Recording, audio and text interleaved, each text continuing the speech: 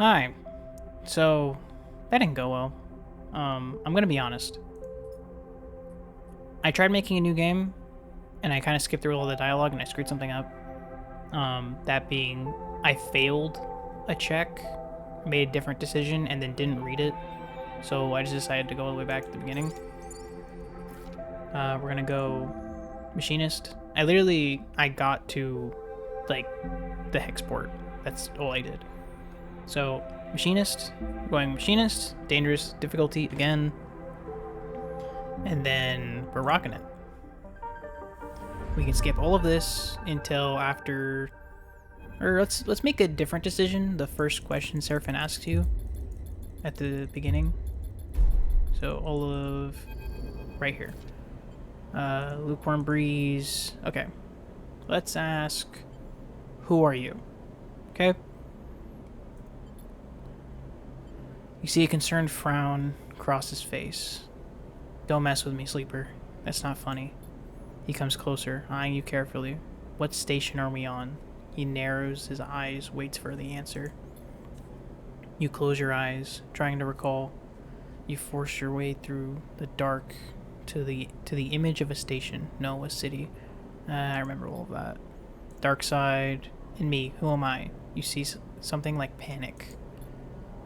You stare at his face. That's all the same. The reboot. He stopped it, interrupted it. Now we're here. Led through the station. Yeah. Service ways, all this. The lane's prisoner. They're watching the rig. Utsubo. They haven't run into Utsubo at all in that last run, when I think about it. I'm Seraphin. Don't need the stabilizer. Yep. Got it. We know what the rig is, so. Okay. There we go. This is what I screwed up. I chose hack the door by accident, and clearly we're not the operator anymore, so that did not work out, and I failed and I didn't read it. So let's break the seal. Let's go. Okay. You shift to the central access panel and wrench it open.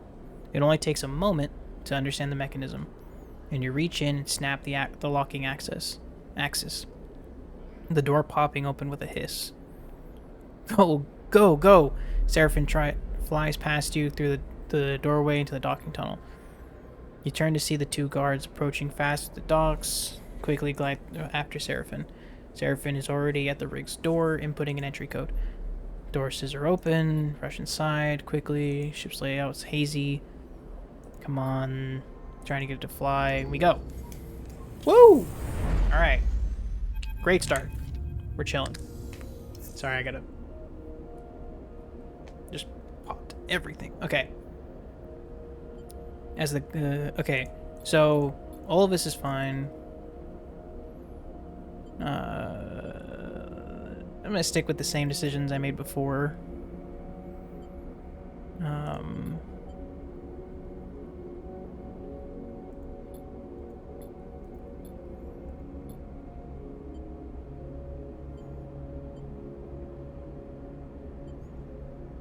We keep running. That's what it feels like, right? That we can never get far enough away from that shithead. You see a shiver run through him, and know that he suffered as much as you did under Lane. We bought ourselves some time. This is all the same. Empty the tank. Get myself reacquainted. Low profile. Got it. I'll be fine. Thank you. Yep. Catch. Odd jobs. Yep. Make a plan like last time, just so we're not missing anything new. Cool. So, right out the gate, it's decent rolls.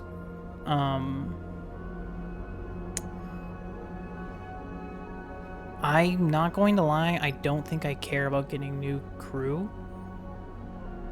Like, this was great, but I think I'd rather open up the Hexport Exchange, get our fuel and supplies.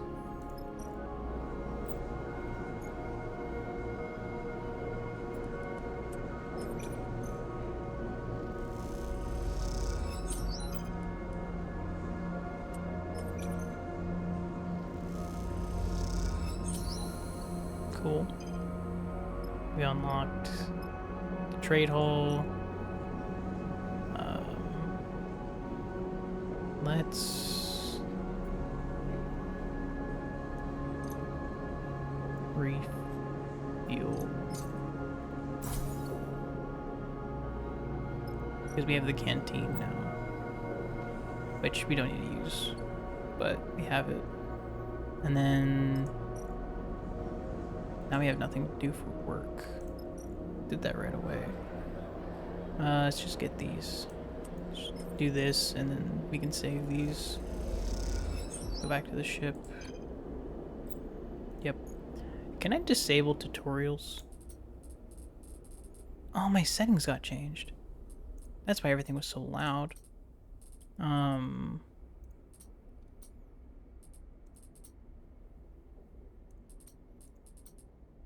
Yeah, I can't change tutorials. Okay, whatever. End cycle. We have time. We can chill. This is gonna be so easy. Okay. We're in trouble. Yep. I did fuel pipes. Let's just kind of get through what happened. So we fix it. That's the short of it. Okay, I'll take a look. And we can't leave. Cool. Alright. Yep. I know. Did not mean to click that button again. We can do the contract over there, but I just want to get these done. Or if we do the contract, we have to do it right away. And I don't... Because we already know, I don't really care about getting the sister. It's not important.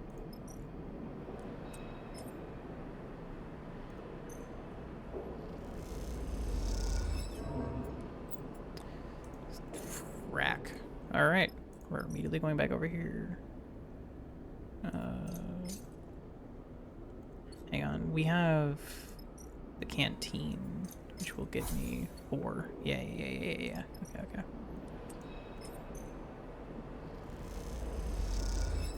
We can lose energy.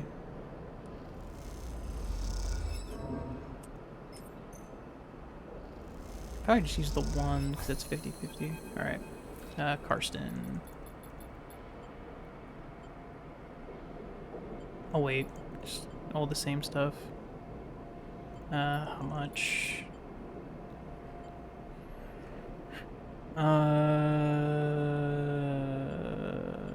That's right.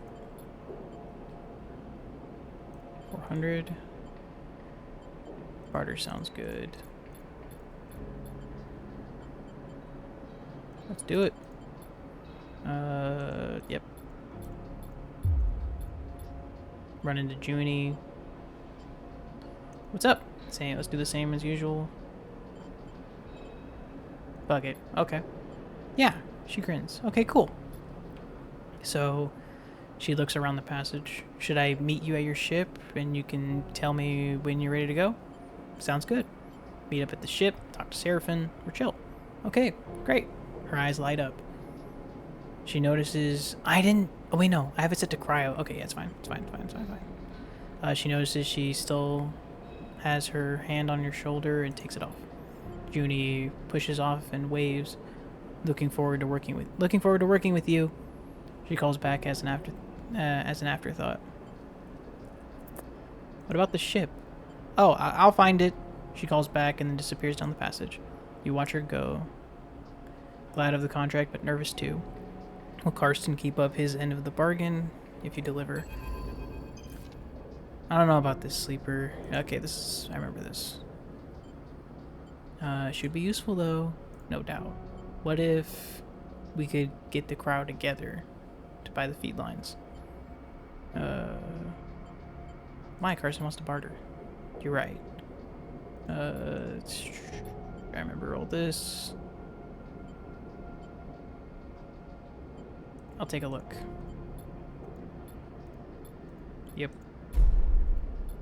Yep, something's weird. Yep. Cool. Unlocked a contract. Um, we could go do that. I don't have the money. Let's take a beat. I don't have the dice rolls for this right now, so let's end the cycle, get some free cryo.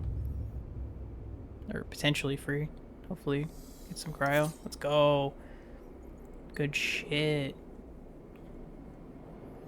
Because if we take the contract, we get 200 cryo, which isn't bad. It's not horrible, but we're also gone for 5 cycles. And that burns a lot of our time. We can probably do both. And still side with Junie. Because I want to side with Junie. But we need this. If we're going to do both, we need to get the, we need to meet the brother and the sister. Cause a distraction. That's not going to be great. Let's go! Okay, it's the same thing we did last time. Cause a distraction. I was helping. Let's tell him straight up. Let's change this. I wanted to change this. I wanted to ask him about getting some help. Maybe he recommends his sister or something like that. I need help. Man raises an eyebrow. So you look for trouble. He shakes his head. You got it all wrong. Look, let's not hang around, alright? I'm Femi. Yeah, okay. Same old symbol crash. Brings you here. Stay silent. Nods firmly. Or did you really help him? I tried. Needs more help than it's okay. I am. I'll think about it. Yeah, just keep this the same because I didn't change anything before. Got an upgrade point. Good. Let's just burn all of our rolls right now and then we can leave. Try to get some cash.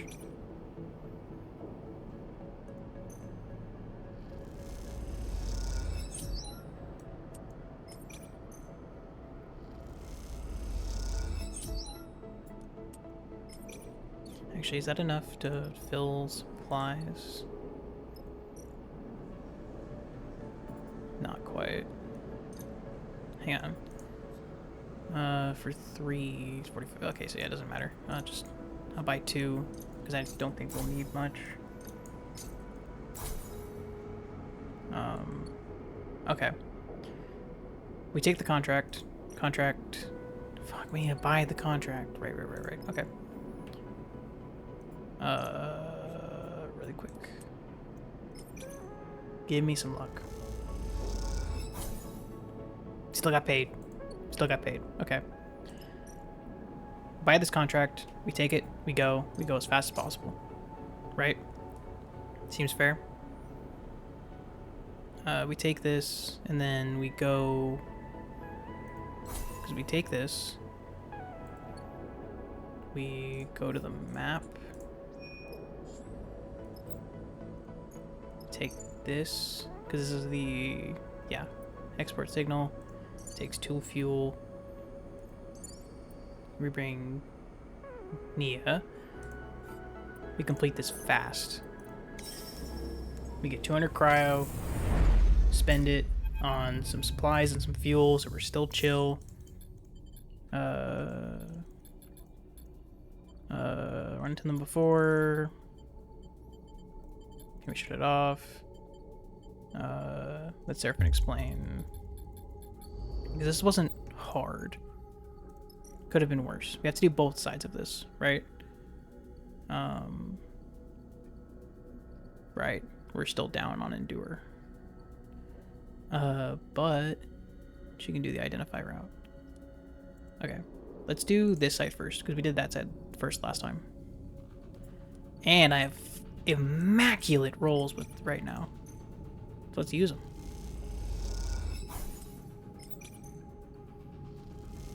I gained stress from a neutral? Are you kidding me? That is so cap, bro.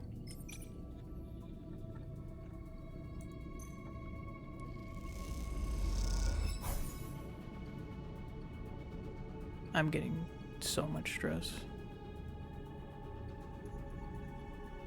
Oh, if I had interface double. Maybe I don't get stressed from doing this side. Yeah, okay.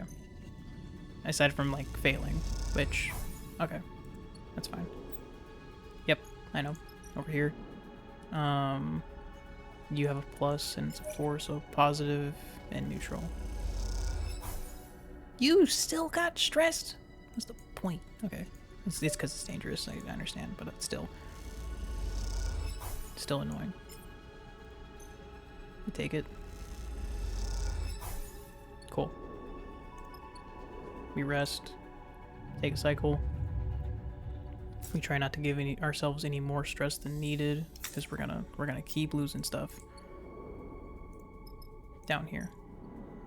Because you are hang on.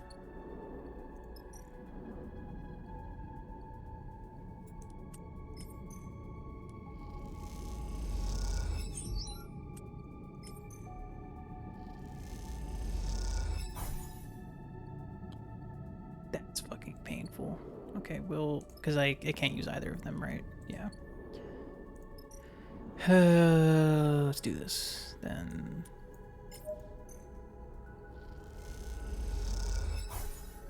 Good shit, dog.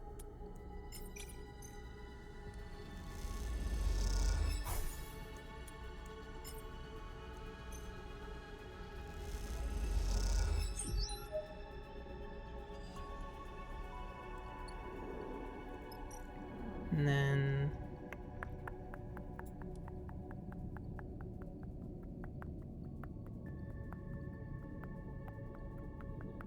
yeah, let's just complete this. Okay. You hear the beeping immediately. The bleeping immediately. Among the chambers, the cable is... yeah, guys, are we screwed?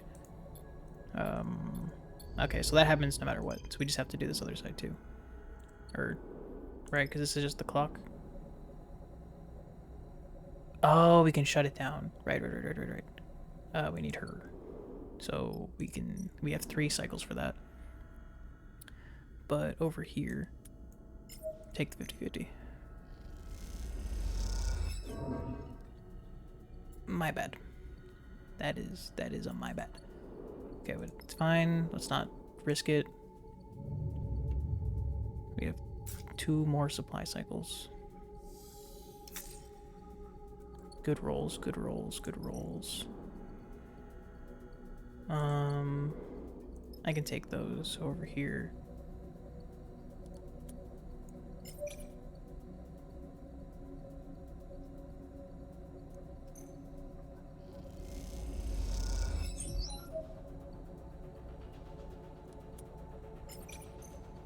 Come on. Yes. Okay.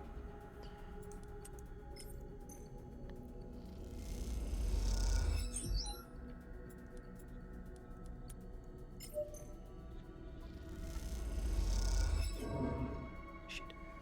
Okay. Let's try and take a shot in the dark on that one. Wasn't worth the risk. Come on, baby. There we go. And now... me? Dear Lord. Okay. Yes. 50-50? That's... we have the supplies. We can take the rest. We're fine. Rest, get a better roll. Okay.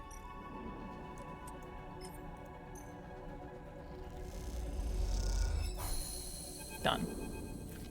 And then this is all the same.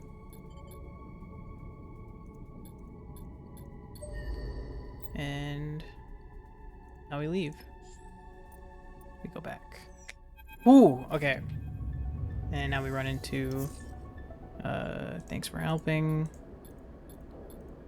Nia wanted to come. Pay Nia the share, because we just need some money. Yep, we're good.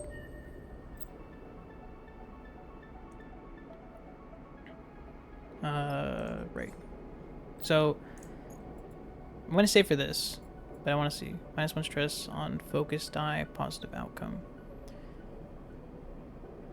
That's not bad.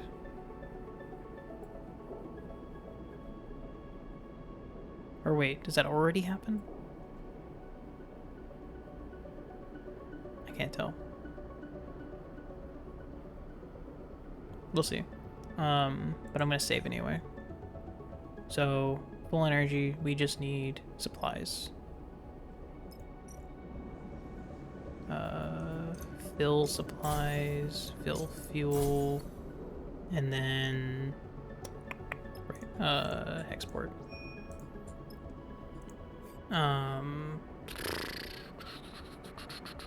We can get some cryo.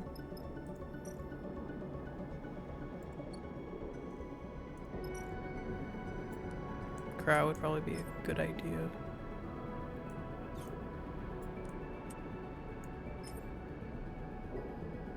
Just some, just to have, just make use of these rolls. Doesn't matter if we burn our energy. Just getting some cryo.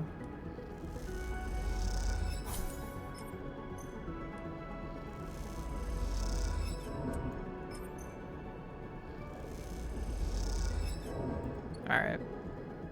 Now, we go do this. Yep. We take Junie with us.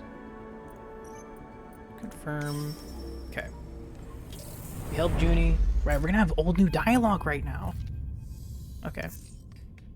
Solheim derelict. Fills the cockpit. Okay, so we know this. This thing's already dead. It's a corpse sleeper.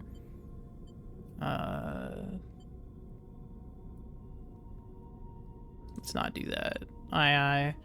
Any other tips? Take us there. That's the bridge. Junie points towards one. Oh, we don't have to search the friend the bridge. She already knows where it is. Well, I guess we already found out later. I guess we're I don't know. We'll see. Because before we had to explore quite a bit. Or we don't have to now. We'll see.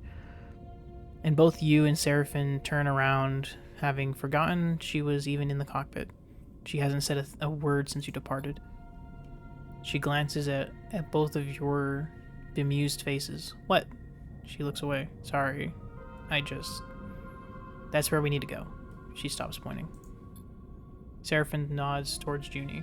She's not wrong, Sleeper. The bridge would be a good start. To the bridge, then. Let's do it. Seraphin takes control of the ship, avoiding the debris field. This is as far as I'll go. Anchor. Junie begin to process from behind you, but it's too late. Fires to pit right. So this still happens. Let's not do that again. Junie glances between the two of you. The data core will be very fragile. We've got it. He angrily unclips from his seat. Last thing I need is a backseat driver. He kicks off and glides past her into the corridor.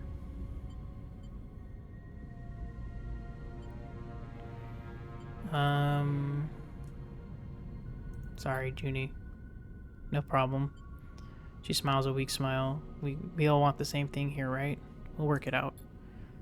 You follow Seraphin down the passage with Junie close behind. As you reach the airlock, he is already angrily suiting up, his frustration evident. Keep your cool. Seraphin looks up. Yeah. He glances at Junie. No hard feelings, right? He checks the seals on his shoulders. But this is a job, not a social event. The rest of the preparation process takes place in tense silence, each of you considering the delicate job ahead. You stood up too, though you don't need to. Yeah, I remember this. What's the suits on? Yep. Alright, we're in. Bridge entry, cargo. let's just do the bridge, because cargo's what fucked us up last time, right? Not that it fucked us up, but it got much hairier than necessary.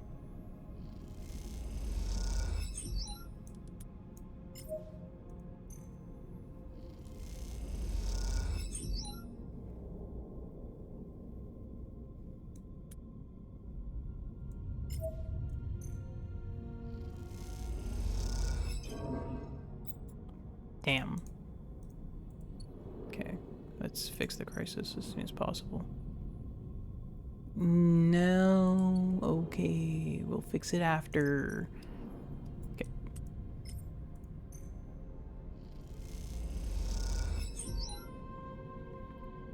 And then we rest because Junie can't really do anything. Not yet, anyway. Unfortunately. It's fine. It's fine. It's fine. It's fine. We'll get it. We'll get it. We'll get the stupid thing. Okay. You. Hold on. Hold on. Hold on. Hold on. Hold on. We can just keep things under control. Keep it focused.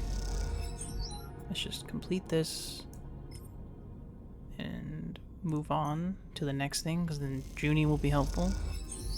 Yep. Okay, bridge derelict lies silent. The pale beams of your suit lamps. I don't remember. Okay, Junie glides past you, distributing the dust and taking you by surprise as she does. She has been stoic. She has been a stoic presence so far, but in this moment she seems drawn forward by some force of curiosity. You watch as she bats away debris and begins checking terminals. Let her work. Let her cook! She is already prying an access panel off one of the more intact-looking terminals, and as she does, puffs of rust color the vacuum around her red. Approach her. She turns back to the terminal and finishes prying off the plate. Then, quickly, she reaches inside, fishing around for something. Her hand comes back out with a waving cable topped with a thick connector. As soon as she sees it, she slips a keyboard-sized deck out from somewhere on her person. She runs her hand across the back until she finds the right port and slots in the connector. I just realized she's not wearing her helmet, like she was in the last run for when she was in space. But we're in space right now. She's not wearing a helmet. All of this happens in a few seconds, the routine practiced and precise. It is hard not to be impressed. Nicely done. We'll see, she says so quietly it seems mostly to herself. Junie's fingers dance across the deck's keyboard and a burst of static lights up the Solheim terminal screen. The sudden burst of light and color takes you by surprise. Junie's fingers tap away, the terminal screen flashing with blocks of color and lines of code. It buzzes and vibrates, its long-dead systems forced back into chaotic life. Then, all at once, it goes dark, the terminal's dead. Shit. Junie hisses beneath her breath. Useless. You cannot tell if the insult is directed at the terminal or herself. Find anything? She looks up at you, as if she was just waking from a dream. No. She pauses. Nothing useful. She protectively slides her deck away. The cradle with the data core can't be far. She pushes off from the terminal, gliding away from you. I'll start looking. She calls back and heads to the other side of the bridge. Seraphim glides up to you. Everything alright? What do you think of Junie? The kid? Seraphim shrugs. You'd know better than me. Keeps to herself. He squints at her retreating form. Seraphim stretches in his suit. I have to admit, it's nice to be back working, especially now that we are the ones who will reap the benefits. He claps you on the shoulder. Feels good to be taking our fate into our own hands. I know it's pretty rough out there. Back on Hexport, and out here we're just as likely to get shredded by debris as find the damn data core. But aren't you glad we made a break for it? He pauses and looks down, having asked the question almost by accident. I mean, I am. I just don't want to speak for you. I'm glad to. Seraphim smiles. You better be. I didn't give up that little dark side cupboard I was living in for nothing. He laughs at his own joke. Look, Seraphim checks his suit's wrist seals. Once we've got a bit of space behind us, once we've got gone the distance, if we even manage to get that far, he furrows his brow. Don't feel you owe me. I'm no charity case. You want us to go our separate ways? Fine by me. He meets your eyes. Just do me the favor of telling me to my face. That won't happen. Seraphim nods, but doesn't respond. After a moment, he shines his torch out into the dark, checking the rows of terminals all across the bridge. You watch the glittering dust as it eddies in the beam. Seraphim sighs. Let's get to it. You watch as he crosses the bridge, his torch probing the dark corners. You feel a chill run through your body as you imagine the people that once ran the ship, the Solheim crew, surely long dead. What was it like here before the collapse, when the system was the jewel in Solheim's crown? It's impossible to know. That history is lost to you now. All you can do is pick what you can run from the ruins. Pick what you can from the ruins. Alright. Still exploring. This time, we have Junie.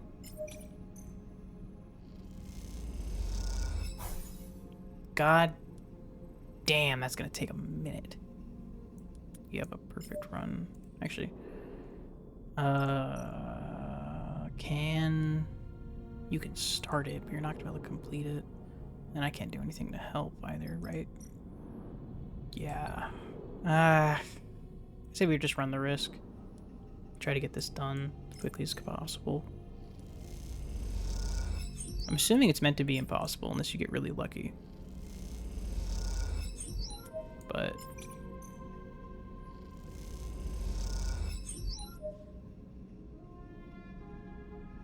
I believe I have enough experience to figure out how this will work out. Good rolls. Okay. Oh, amazing rolls.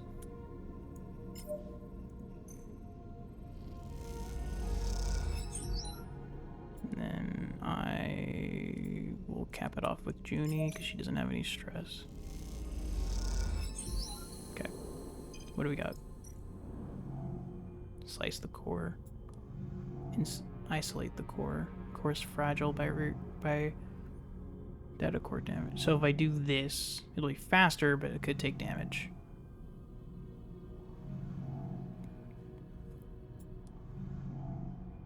It would be lifted free without damage, at least in theory. Slicing its connection individually, though the potential for damage is high. Well, I mean, I have a perfect roll right now.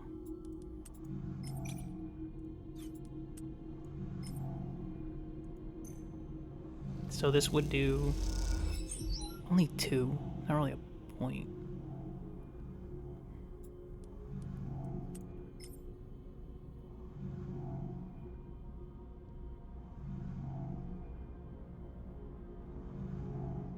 What would this lead me with?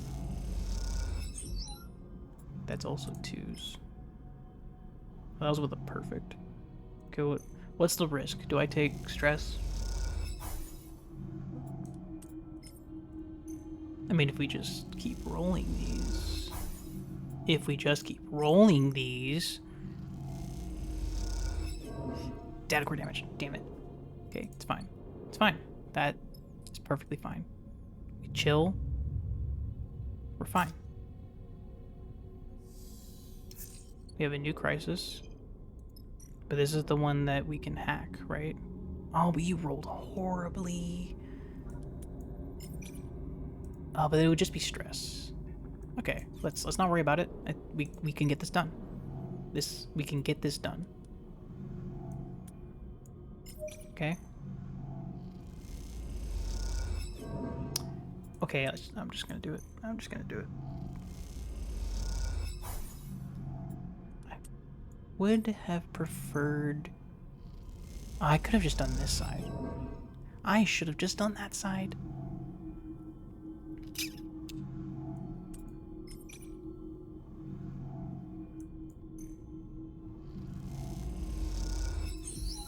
Okay. Sorry, Junie. That almost went really bad. You watch nervously as Junie guides the core out of the cradle. A large ball, almost half your height in diameter. It glides up out of the framework that held it, connections waving loose and cut.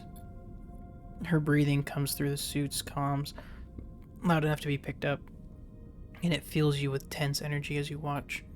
Over the course of this job, you have seen Junie both focused and distracted, nervous and precise, but you've not seen her any more confident than in this moment now. She floats beside the data core, handling it with care and skill, as if it was the vast egg of some endangered bird. She glances up and sees you watching her, and you notice something unfamiliar in her eyes, something that you have perhaps seen in a passing moment before, only now it is no momentary lapse or change. It is set in place. You see determination. She guides the core a little away from you with one hand, and at the same time comes forward, almost placing herself between you and her prize. And it does seem to be hers in the way she handles it, the possessive way she screens it with her body. We need to talk. Right now. Okay, Sleeper.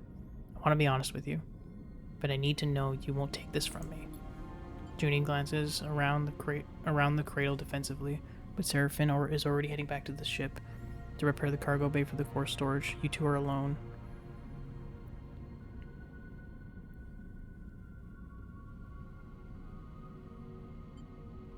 I won't take it. She looks at you hard, trying to read your expression. Karsten doesn't deserve this treasure, Sleeper. Do you know how many of these are left intact? And all he wants to do with it is wipe it clean so he can use it to interface with Hexport. All that data, gone. So what do you want? I want to extract the data to make use of it. I feel like this is the same, just in a different area. She sighs. After extracting the core will be unusable.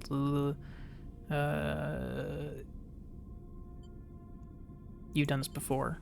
She looks down. Yes. She meets your eye. This is why I came. Look at this place, Sleeper. She gestures to the cradle room. A dark and twisted cavern of long-dead tech. How many of these places are left? How many chances do we have to recover anything this old and this fragile? Like it or not, we live in Solheim's shadow. I reread all of that. What can we learn from the core? I don't know, Sleeper. That's the point. She gestures around herself. We could learn our history, how the system was settled, the make amends. She looks at you, bleeding eyes. We could see beyond survival towards something else. You have never heard Junie speak like this, and you realize what you have taken for nervousness was actually control. The person in front of you defending a decaying data core with her life, is the real Junie.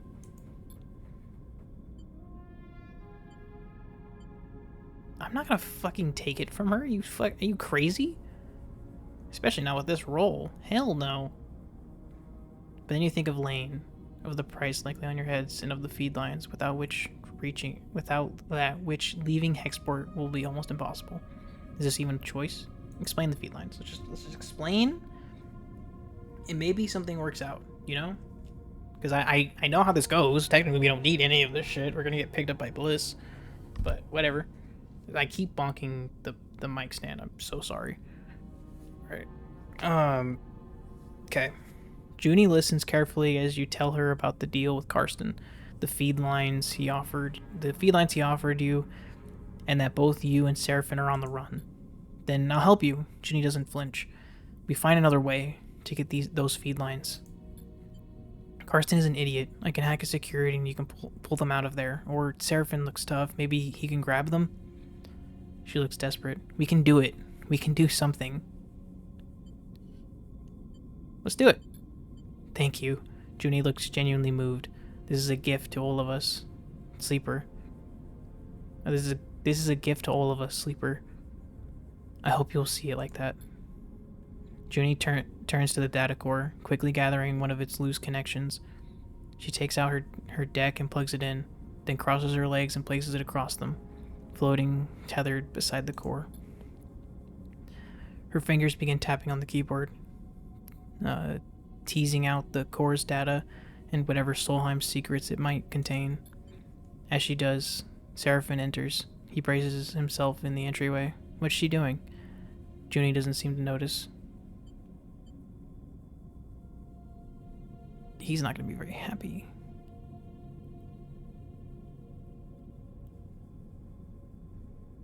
I didn't think this far ahead. I'm going to be honest. Shit. I'll explain later. He eyes you suspiciously. I hope you know what you're doing, Sleeper. He nods towards the core. That's our ticket out of export. Junie will help us. If you say so. You both turn to watch Junie stripping the core of its secrets. A little while later, once the core has been emptied out and its defense mechanism is scorched, it seems black. You watch the metallic sphere spinning gently in the room and wonder if you've just made a terrible mistake. Fuck, I don't give a fuck. But since we have time here,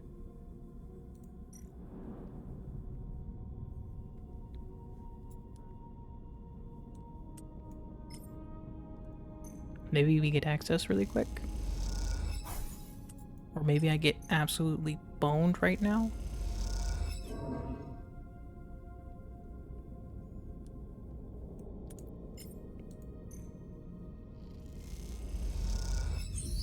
Okay. Cargo storage. You can take some stress.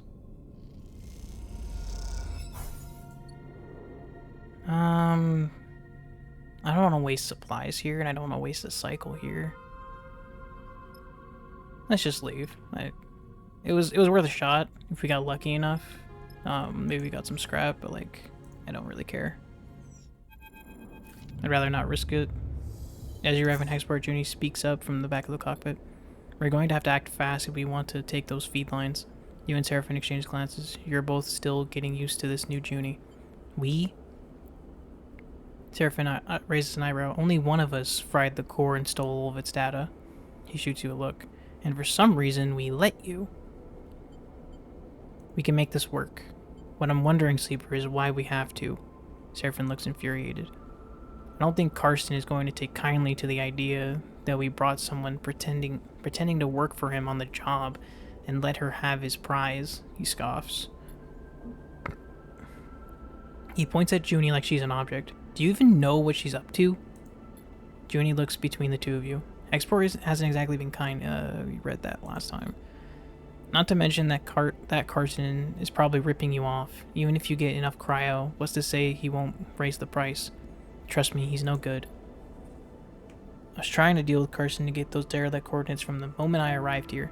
He ran me in circles. She shakes her head. Seraphim is watching her closely. Even if I do take you at your word, which, given everything, seems a little tough, how do we even do this? You're telling me we just drift in there and take the feed lines? Look, I get it, you don't trust me. But what if I have a vested interest in this working out? There's nothing left for me here. I don't much feel like hanging around, waiting for Karsten to figure out my involvement in all this. I need safe passage. You need the feed lines to grant it. She allows herself a smile. See where I'm going with this? Seraphim sighs. I don't like it, but it makes sense. What do you think, Sleeper? I like it. Alright then. Let me prepare. I'll head to Factory Row, scope the place out. Meet me there and we can work out a plan. She glances between the two of you. Trust me, we can find a way. We'll keep it simple, clean. Let's get to it. Okay then. Trust me, this is going to work. I'll go scope out the bay we need in Factory Row. We should split up. Less likely for Carson to suspect us. Meet me there in a few, and we can finish setting up. Junie unclips from her seat, floating. I want to show you I can be trusted. But we can do this. That we can do this. She looks between the two of you. Believe that, please. And with that, she slips down the passage toward the airlock, export beyond. I look at Seraphin. I'm saying nothing, sleeper. He unclips from his seat too. Either this is the kind of mess you have to go through to get out the other side, or it's the kind that you never escape. Either way, we are in it now. He leaves the cockpit. You stare at the chaotic lights of Hexport and wonder if anything in the starboard belt ever runs smoothly. Okay, 4 cycles. We have 4 cycles to pull off just about anything. Alright. That's annoying. But we can hack security.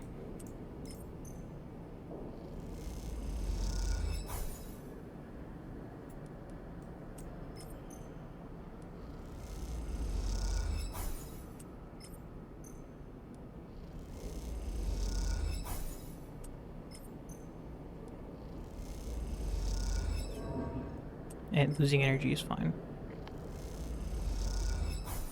Okay. Next cycle, we're set. With what little we have. Let's fill on fuel so we don't have to worry about it. Fill on supplies so we don't have to worry about it. Now we rest. We're doing so good. We have so much time. We have so much time, so much energy, so much supplies. We're doing great.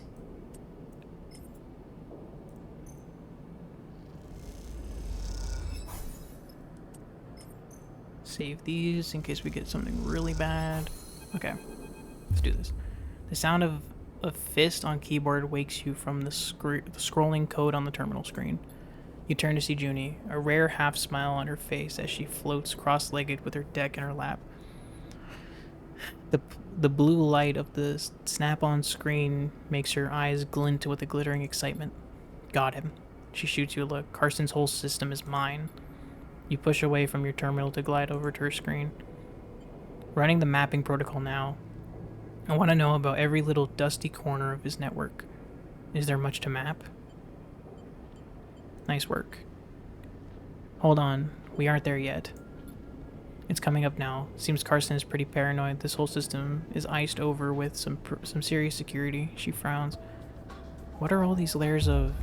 A red pulse flashes across her screen, changing all her features as it does. Shit. Her fingers dance across the keyboard. Something is closing the port. We need another red flash on her, and her screen goes blank. Junie's fist hits the keyboard again, harder. We've been kicked out. She's rapidly shaking her head. There's no way a salvage shop should have that kind of countermeasure. She looks troubled. Maybe you peeked in the wrong corner? That's it? We're locked out? Seems so. I think our friend Carson is involved in some nasty stuff. Wait. Her fingers fly across the keyboard, her screen flickering with commands. A complex node graph assembled on the screen, a mess of interlocking connections. The mapping protocol did enough. Old security systems are there. She indicates a dark section of broken connections. We didn't get what's here, but it seems like we have found some kind of archive. Nothing we want. So what now?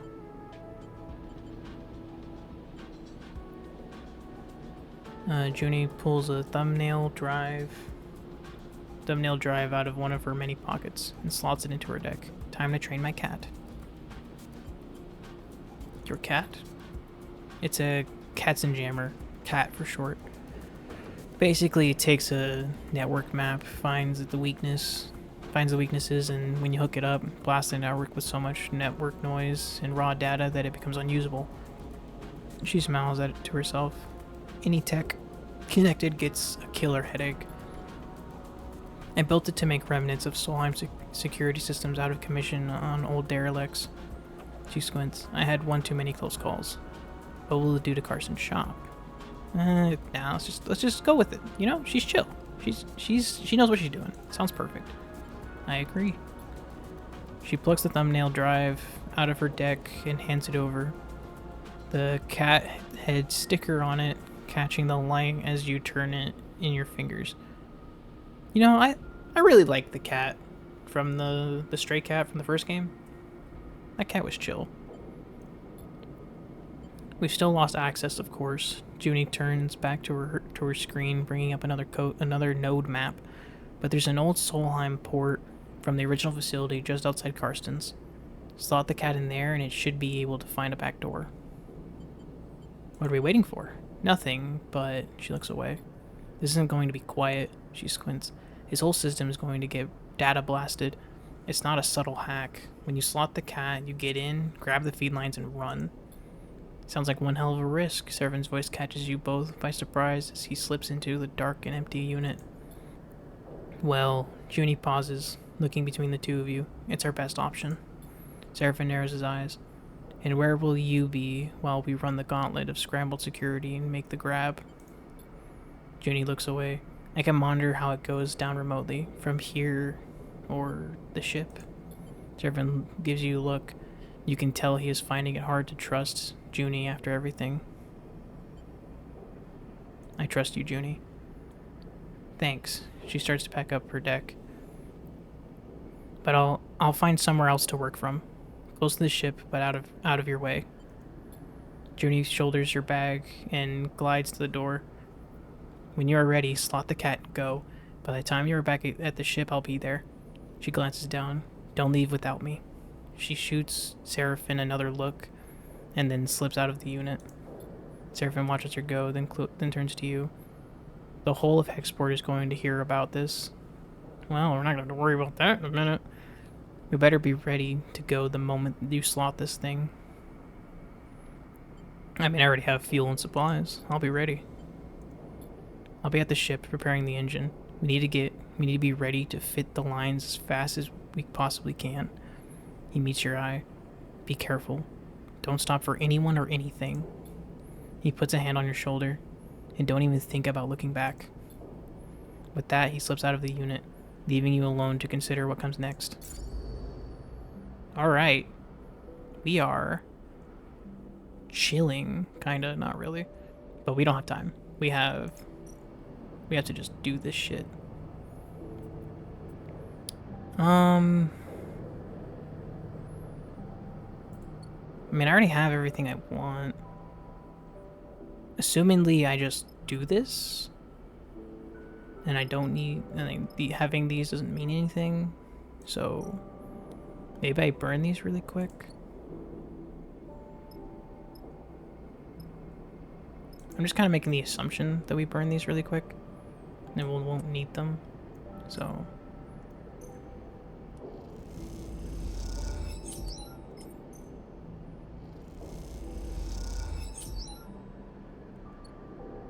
and then I'll... for the sake of it, I'll fill up my my energy. All right, let's do this.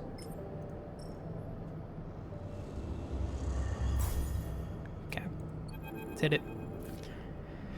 Carson's place is locked up for the cycle. Shutter down, alarms on. The denizens of Factory Row snacking past with deliveries and work orders. Sorry. Oh, damn. I'll start from the beginning because that was a yawn, stretch, and everything in between. Dear Lord. Alright.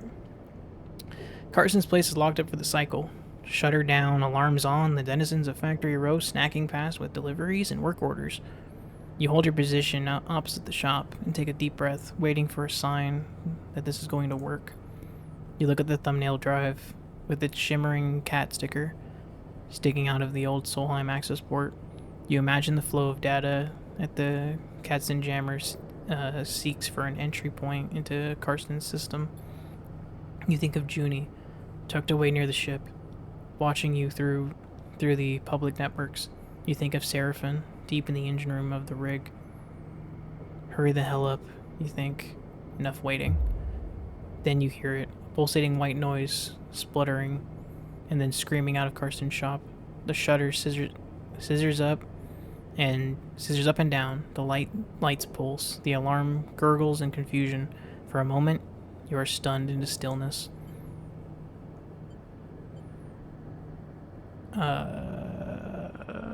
This is gonna be a horrible fucking roll.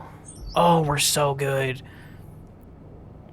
Right. People in the street then turn to look as the shutters motors burn out in a cascade of sparks and acrid smoke. Now or never.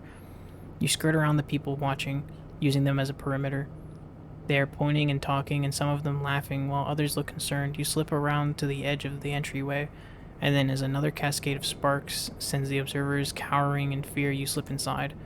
It takes you a moment to gather yourself in the chaos of the shop. The wall-mounted screens scream out the white noise. Flickering lights make it hard to concentrate, but you keep your focus. You scramble over to the feedlines in the window, grabbing the bundle with both arms. They both wildly in your grasp as you wrench them away and kick off from the counter, gliding back out into the passage. Your arcing glide takes you into the crowd. You steer yourself through a gap in the gathering bodies and kick off hard towards the port. The feedlines wave wildly, but you grip them hard to your chest and don't look back. Seraphim better be ready. And we're in, okay. Your arms ache from clutching the feedlines, but you don't loosen your grip until you see the entrance to the docking bridge. Sleeper! You almost ignore the call until you realize you recognize the voice. Junie glides out to meet you, her hand on your shoulder, guiding you towards the bridge. I'm with you now. She shoots you a glance. What a show, huh? She laughs nervously. It was certainly loud. She smiles a little. Wish I could have seen the cat in action. You both glide down the docking bridge, Junie helping you with the trailing feed lines. From what you can tell, news of the chaos in Factorio has not reached the port yet. You feel a flush of excitement as you enter the ship's airlock. This is it. You did it. You try to keep focused, but the elation makes your hands tremble. You take a sharp turn in the central passage of the ship and make your way to the engine room. The feed line's now unwieldy in the cramped space. Seraphim is waiting for you, shaking his head. Looks like we're in business. He lets out a sigh, and on the run from two different people now. He grabs the feed lines. I'll take it from here. He quickly begins the process of connecting the engine to the subsidiary fuel tank. You watch, catching your breath as he works. How about you make yourself useful, rather than just making me nervous? Seraphim says without looking up from his work. Go close the airlock and disconnect the bridge. You and Junie glance at each other. Both of you, now. Seraphim calls out. The two of you turn and make your way up the passage, your nerves settling now. You arrive at the airlock and reach for the control panel. Then you see him, Karsten, coming up the docking bridge fast. Shit.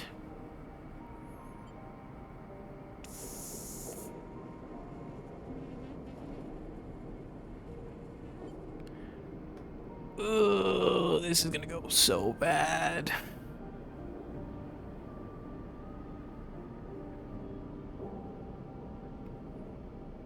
Oh, damn. Come on, Junie. Let's go!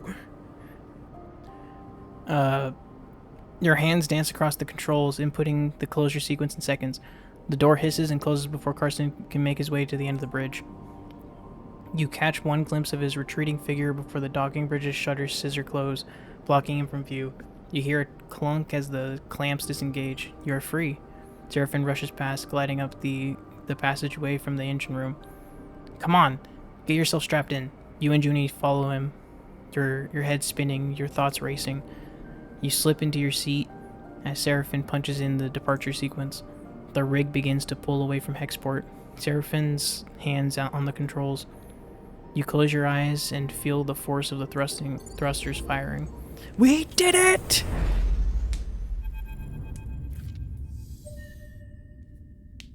Major drive completed! What the? Seraphim's quiet question interrupts your thoughts as the rig cuts across the belt. Hexport is now behind you, drifting out of visual range, glinting lights, just just part of the background glow of the belt's thousands of reflective bodies. Whatever trouble you stirred up there it has surely been left behind, which is why Seraphin's muttering is worrying you. What's up? Seraphin turns. There's a transmission coming out of Hexport, some kind of evac order. He turns back to his console. Let me check this. Sleeper. Right, and then this is Lane. Is that coming from Hexport? Is what coming from Hexport? Give me a second here, Sleeper. I'm getting a wide channel broadcast. He rubs his shoulder nervously. They are warning people to alter their course away from the station. You're slipping away. Squawk of noise. But we can't have that. I take this personally, Sleeper. After all my investment, all my care expended upon you, this is how you repay me? At least we're heading away. Maybe it's just a precaution? I see a little something glinting out there. Could that be you? Sleeper? You hear Seraphin calling, but you don't move, you don't breathe. All you hear is Lane's voice. You unclip from the restraint, drifting towards Seraphin. He gives you a wild look. Something isn't right. You don't feel right. And then, yep. We're not in control. Shockwave, pain, darkness, knocked out. And we back. And we got glitches. So you cannot yet feel your body or its weight. The feeling is unpleasant, soothing, and yet the moment you realize this, it begins to fade. Something spasms in your fingers and you flick it away. Sensation, right, this is just us waking up, and then where is this? Meeting bliss. Who are you? They laugh nervously. Right, we didn't meet. They glance back out of the doorway, as if looking for help. I'm Bliss. Here? I'm in the belt? Yeah, in the belt. Right.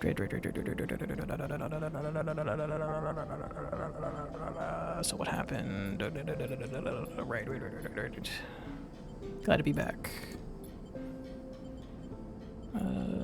Working in your condition. I get it.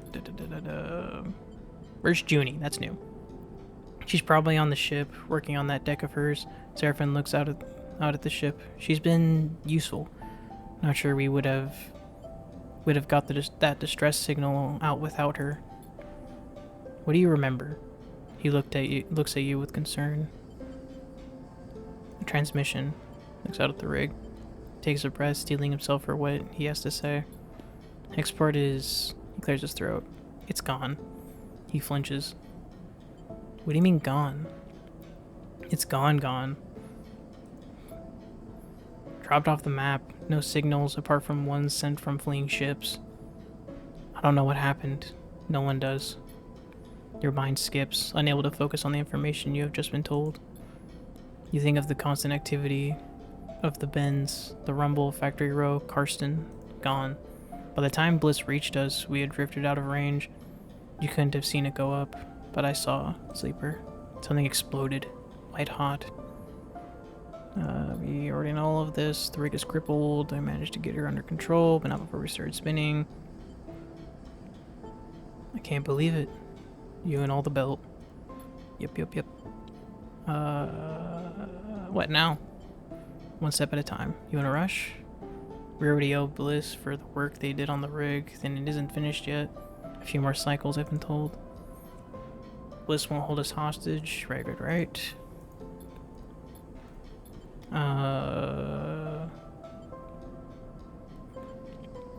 I want to explore this place. Bar Spindle, Look Sleeper.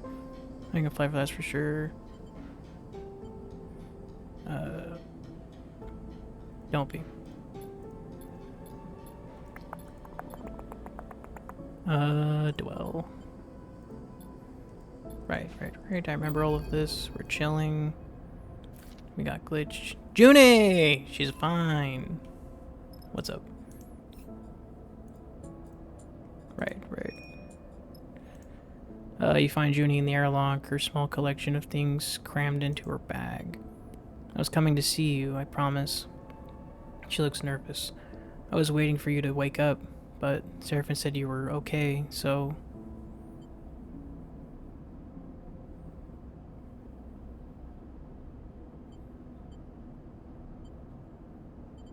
You're going? She looks away. I am. While you were out, she pauses. The concern for you obvious. I was digging into the data I pulled from that core, the Solheim one. There's a lot of stuff in there, but it's impossible to read. Either I'm decrypting it wrong or I don't have the right cipher. Whatever it is, I think it means the data is important. She takes a breath, or at least it was to Solheim. I need to find someone to help me pick away at it and crack it open. She looks down. That's why I'm going. We can take you there. No, look. After what happened with the rig, Bliss saving us, we're all lucky to be alive. She shifts her bag on her shoulder. I think I'm better off alone. For now. Oh. She suddenly reaches into her bag, producing a handful of chits. Some of the data I sold just so I could buy myself a ticket to where I need to go. It's not much, but here's your share. Keep them. I mean, I have 70 chits right there. Okay. Thank you. Good luck, Sleeper, and tell Seraphin goodbye for me. What are you chasing? She freezes, caught off guard by your question. I know there's value, true value in that data, Sleeper. I know it, and I have a project to continue. When I can't, I won't abandon. Maybe I can tell you about it another time. Well, see you around. You watch her drift away down the docking tunnel and into the far spindle, with questions still bouncing around your head. Maybe if your paths cross again, you might be able to get some of them answered. Alright! Let's do this. Let's do this. I want to complete this. I mean, like, what's gonna happen? Energy. Is there a place to eat up here? I think there is. Okay.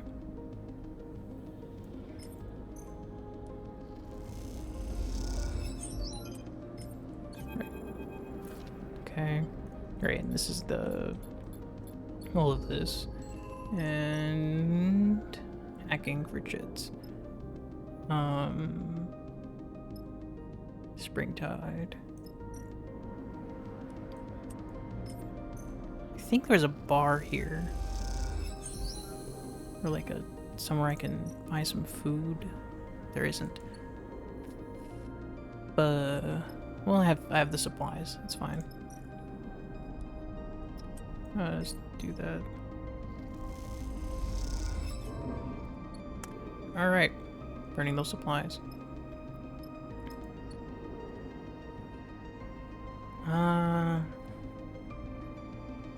Yeah.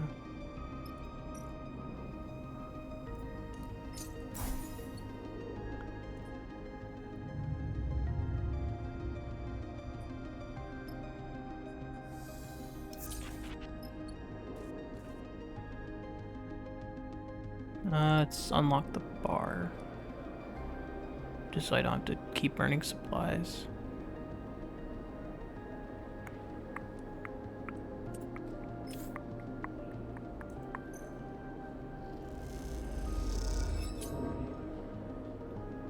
Eight cryo. I mean, that's fine. Doesn't really matter.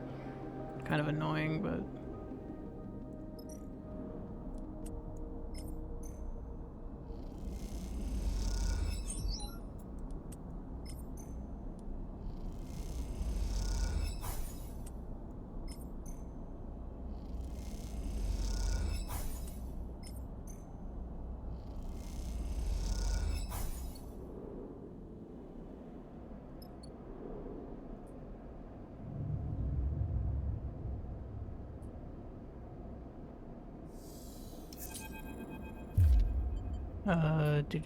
right. Sorry, just a little jumpy. Are the repairs coming? You hear the alarm. Actually, I don't think I asked that. Lispin, okay.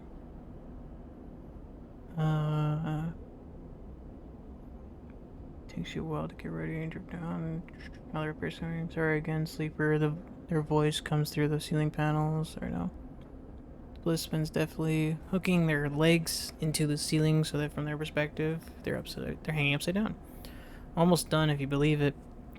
Messy hair floats around their head. A couple of cycles worth of diagnostics, and I'll be happy to release her back to you. Right, and then everything else is the same.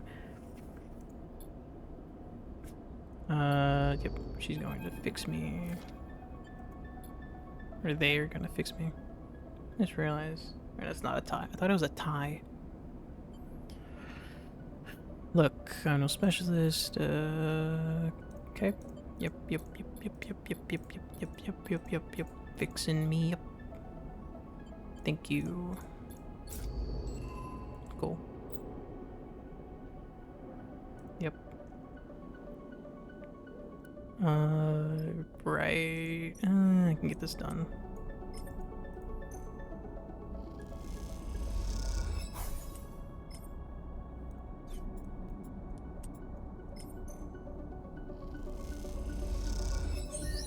Okay.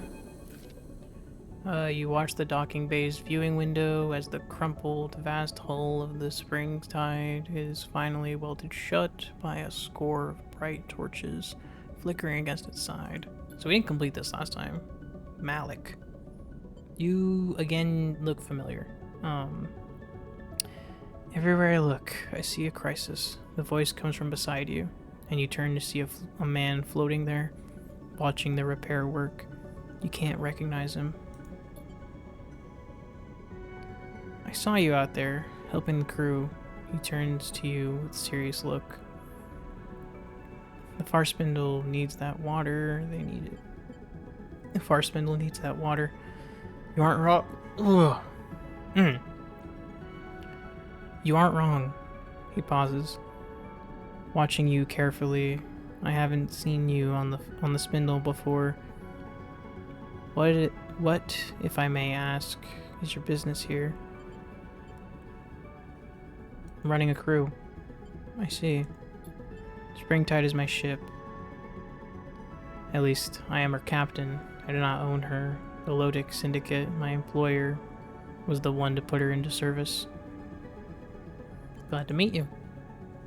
Bows his head gently. You have my thanks for assisting with the repairs. We were caught by some autonomous convoy munitions. He looks out at his ship. The Wellspring run is getting more dangerous every cycle. And after Hexport, I do not expect things to improve. You both quiet for a moment. The loss of the station still inspiring silence in anyone who mentions it. Tell me, Malik meets your eye. As a sleeper, do you feel you have advantages over others? Or does your particular condition provide only weakness? There are many downsides, of course, but you are stronger, hardier, more capable than most humans. Well, my endurance would like to disagree. He gestures toward the Springtide, your work... gestures toward the Springtide. Your work on my ship only evidences your abilities. You're far outperformed even my own crew. He looks at you, angling his head in indifference. Yeah. In conditions that are usually deadly. Sadly, despite even your good work, our losses have been great, and the administration at the Far Spindle are not happy. We are to be impounded here until the Lodic Syndicate fulfills the agreed water freight. He frowns at the crumpled-looking ship. This war continues to pressure the belt. What will you do? This is where you are needed, Sleeper. My crew tells me you have a ship, you have workers. This is what I need. As we fled from the Conway attack, our navigator registered something of great interest, a water-rich asteroid, one I believe is previously unknown to the syndicates. For now, I'm just gonna yawn. Okay. He comes a little closer. For now, I have sworn him to secrecy, as I must you. But if this asteroid could be surveyed, its value confirmed, it would more than make up for the shortfall of the spring tide. He pauses thoughtfully. Let him continue. I want you to survey the asteroid for me. It is a simple enough job, but its location, so close to the edge of the wash, is problematic. However, you have shown yourself to be very competent. If you are careful, there is no reason you should have problems with Conway, or any other hostile party for that matter. What do I get? I will, of course, reimburse you with a portion of the fee the Far Spindle administration are withholding from me. 250 cryos, my offer. How will your employer feel about that? The Lodic Syndicate only cares that its water is delivered and its fees paid. I am free to make sure this happens in a timely and efficient manner as I see fit. Malik passes you a thumbnail drive. Here are details on the tests I need you to run for the survey. A sample core of ice from deep within the asteroid, here are the details on the tests I need you to run for the survey. A sample core of ice from deep within the asteroid should give you enough material to work with. You notice a member of the Springtide's crew waiting quietly at a distance, and Malik nods to them discreetly. This is a delicate matter, Sleeper. Survey the rock, and on your return, broadcast the results to my personal terminal. This frequency is in that data. The frequency is in that data. He pauses, meeting your eye. The results go to me, only to me. Then, once the matter is resolved, you will be paid. I am needed. He nods to the crew member. But I expect you have all you need. He pauses. I have enjoyed watching you work, Sleeper. Impress me again. With that, he bows a little and drifts away to meet his crew member. After watching him go, you turn back to the Springtide, still impressive despite being scarred with curls of ice, shiny with fresh welts. Okay. You imagine any captain of a ship like that has been through a lot to get to where they are now. That makes them a valuable ally, or a dangerous adversary, depending on where you are. You hope with Malik, you can find your way to being the former. Okay. I'm gonna restart the recording. Alright. We still have exploring to do, but now we have a contract.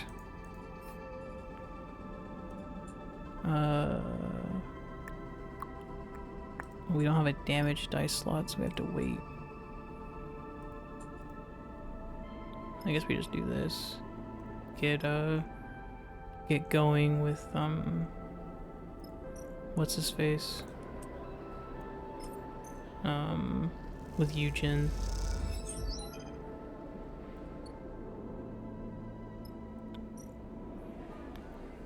Gaius Geyer. Oh, this will be great.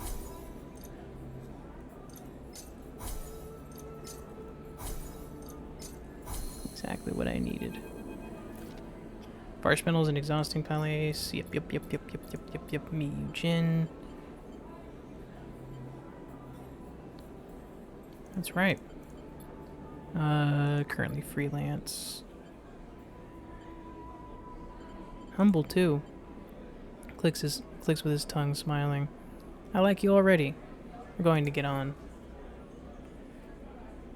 I'll run anything out of the Far Spindle. I'm tough and quiet. We read that. Eugen, Vesna got here. Yep. That's right. I don't know what I clicked. Vesna, he shrugs. She's just to rush me. That's all. Of course, I can't talk about the particulars. You understand?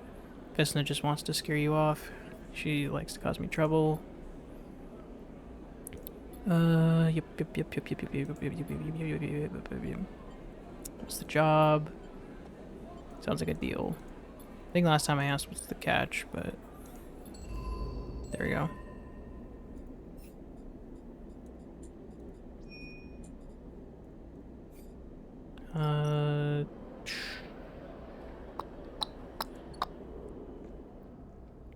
The overhang will just give me the salvage, right? Yeah, let's just keep doing this. Meat, Kadit, Cadit. Let's say Kadit. I think her name makes more sense as Kadit than Cadit. Right, if I want... Oh, wait, no. There it is. I was like, if I want fuel, I need to go down. Nope, just right here. Fill fuel. Get the surprise I used last time. And then...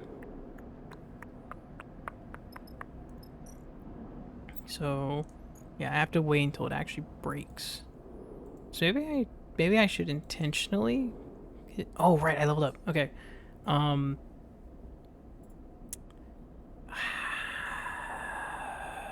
think I just boost interface. I think it might be the better call if I'm being honest. Like...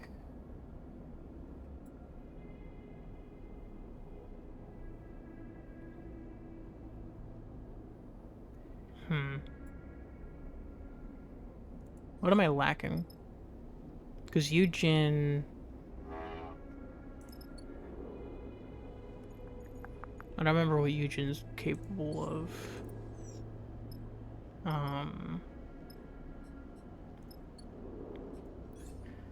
Let's... Interface is just... It's always been helpful. So let's just boost that. And then at some point we'll fix Endure, because Endure's kind of always been a problem.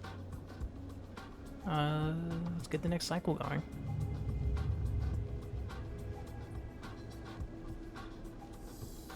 Music is fucking bumping. Suddenly awake, atone, tinnitus, escapable, settle them, take control. Yep. Seraphim comes in. Not really. Yep. I don't know. I don't know what happened.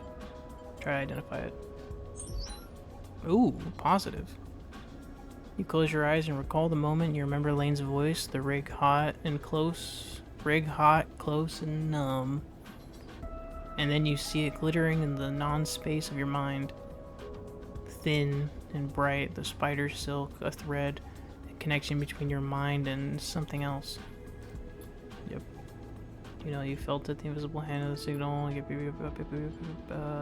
But where? Flotsam. Okay, I'll go. Right, I agreed with him. Said we're hitting it. Yep. Flotsam. And now I have 4 6s.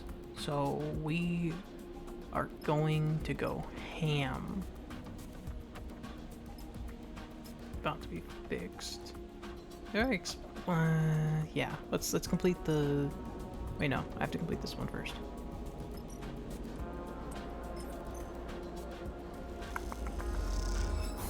Right, let's go meet Cadit. Yep. Total dickhead. Oh shit, haulers hate us. Not like I care, but maybe you do. Not supposed to be on the trans... right, sorry. Like I said, don't care. You're new here, right? That obvious? Nothing to be ashamed of. I'll give you a tip. Avoid the haulers. Yep. Thanks. I'll do that. Sure.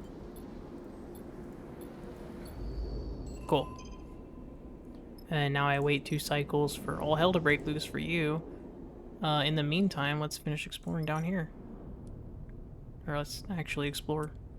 Let's do this. Because they're already maxed. I don't need the pluses.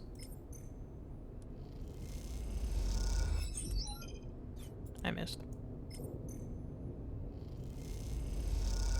Yeah, and also, in case... So it's weird to point out now, considering we're already ways in. I'm just leaving my controller plugged in. It doesn't affect how well I can play, so... I figure I might as well just leave it. Ooh. I don't think I got that last time. I don't believe I did. Because last time, the only thing I did was I unlocked this? No. Where's the gambler? Was it this thing? It was like the gambler's friend. Yeah, this. I did this. If you want to gamble in you'll need a member's backing. Perhaps after enough shifts, you'll find a sponsor. Right, I had started this, but then I left. Right, am I not able to do it? Oh, I can't even try. Yeah, that's not happening. So I guess I'll just do this. Pressing Nimba. Nimba's too busy to spend too much time with everyone in the kitchen. Ooh. Fuck, that's a shit ton. In the kitchen, but he does notice those are good to work. Alright. I guess we do that down there. Yep. Keep up all jobs because we're full and everything.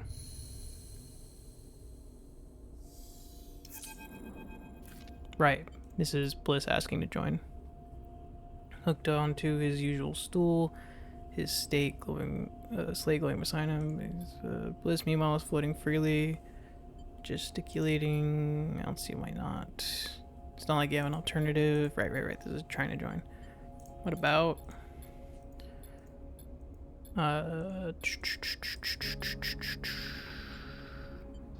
Actually, we user help.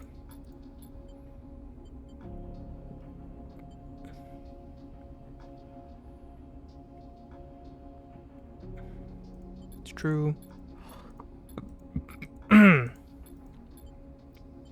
Welcome aboard.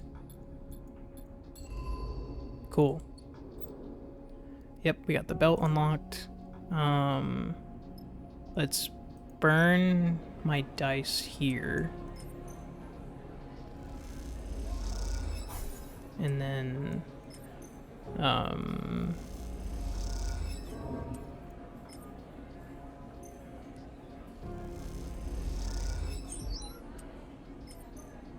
let's burn my dice here and then, damn it. And then we leave. Let's go. Okay, this is new.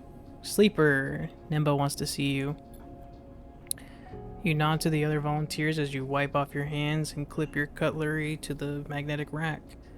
You drift out of the improvised canteen on your way to the kitchen in the back.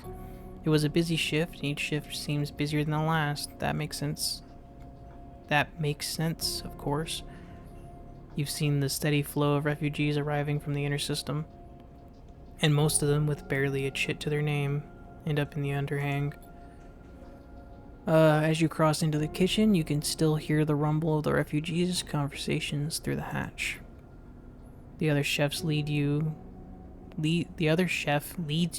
past the rehydrators and the hand-built centrifugal oven to a small office unit at the back of the kitchen.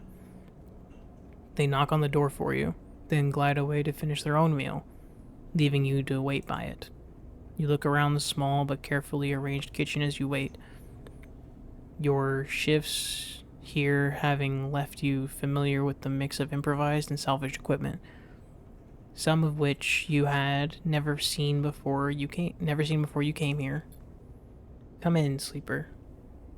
Nimba is perched at a desk, uplit by a small transparent terminal screen. Reading glasses perched on the end of his nose. You've seen Nimba before, but not as much as you'd imagine you would while working at a place called Nimba's Kitchen. Even though there isn't a proper sign out front, everyone in the underhang knows its name. The man himself is more of a mystery apart from the occasional barked order in the busy kitchen. He's a little more than a blur to you. Why do you work here? He barely looks up from his terminal screen, the scrolling text reflected in his lenses. Want to help? Uh-huh. Stops scrolling the screen, looks over his glasses at you. You do well here, Sleeper. You're fast, precise. You're doing good work. He goes back to scrolling. Thanks. Nimba lifts a hand in response. That's my worry, Sleeper. Good workers like you, they move on fast. He leans back and looks at you. 10 cycles, maybe more, maybe less, and then they are gone. And the team gets used to having them here. Gets used to working at that pace. Then suddenly, they have to work differently. They have to pick up the slack, change jobs, change stations, and a few of them think, well, maybe it's time I moved on too. So what I found is good workers are trouble, especially those who come and go like you. He pauses, watching you.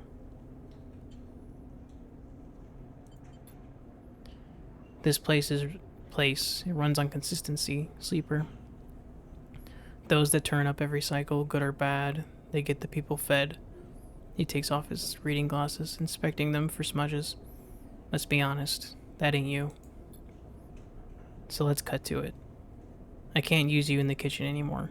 You're done. He shrugs. Sorry. But this place also runs on all those machines out there. On the suppliers I can rope in the donations. Feeding refugees from the inner system is logistics. Is logistics as much as it is chefing. He shakes his head, which is why I'm cooped up in the back. So maybe you're gone, I never see you again. Okay? Thanks for coming. We'll soldier on without you. But maybe you still want to be useful. Maybe I heard you have a ship. He smiles at you. Yeah. Maybe I heard you chatting. And maybe I have a little something held up in a place only a ship like yours can reach. I negotiated the purchase of some valuable inter-system spores from a group that came from there, but they somehow ended up at the depot in Greenbelt. I'm gonna go to Greenbelt? Nimba sighs. So if you head to Greenbelt, you find the delivery, and you bring it back, well, Nimba looks at you, pointedly. That would be helping. That would be the kind of helping a good worker, even an inconsistent worker, might be able to offer me. Nimba squints at you. Seems like the kind of thing that someone genuine, someone who wants to help for real, might do, don't you think? He doesn't wait for your reply. But it also seems like the kind of thing that might sit on a list of priorities for so long it disappears and never gets done. I've seen that happen too. I guess we'll find out which it is. He deftly places his reading glasses back on his face and continues to scroll the screen on his terminal. You know the way out, Sleeper. You turn in the doorway, slightly taken aback, and it slides shut behind you. You glide out through the kitchen, through the improvised canteen, and the people chatting and chatting there, and the people eating and chatting there, and into the cold underhang passage beyond. All the time considering what you might do next, and recalling that persuasive glint in Nimba's eyes. Okay.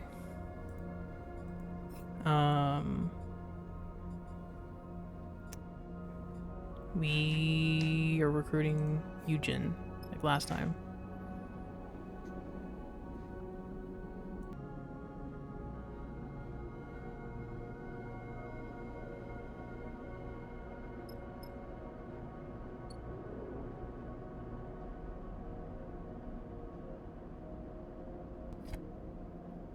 Damn, my mic doesn't want to stay up.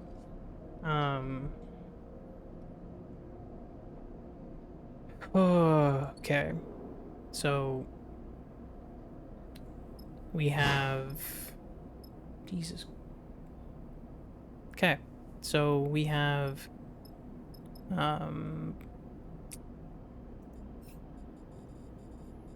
We have a lot happening. We have to wait for Cadet for the thing, but since the ship's working,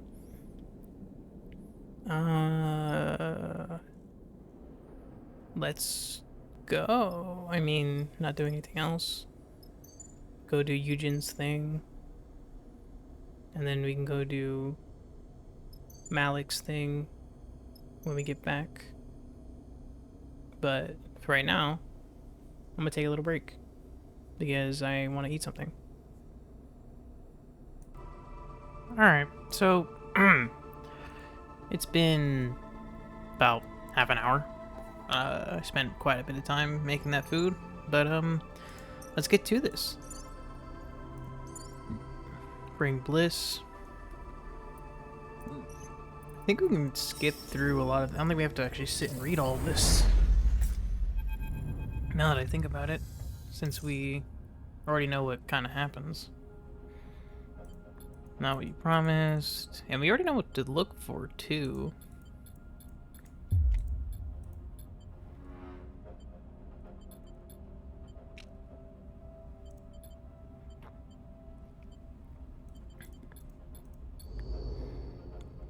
So it's just this. Last time we kind of split our attention, but this time we can go straight here.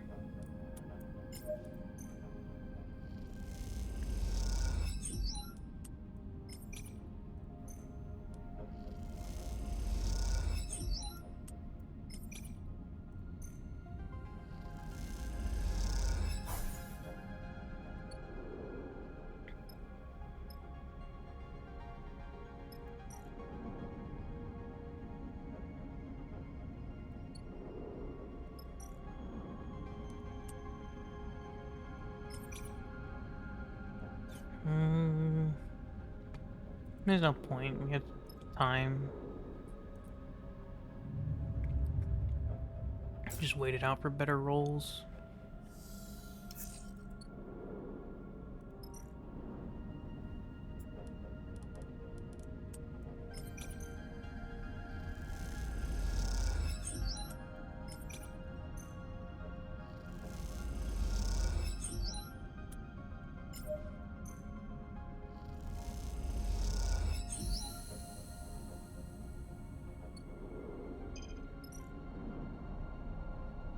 Oh, we need the unlock cipher. I forgot. The unlock cipher was in here. This still isn't bad. We can... This is still plenty salvageable. Let's use Bliss. See if we can maybe... I'm sorry, but we're gonna have to do that again. It's fine.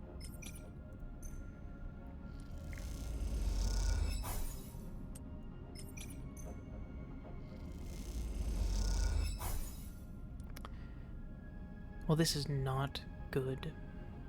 I completely forgot about the shuttle access.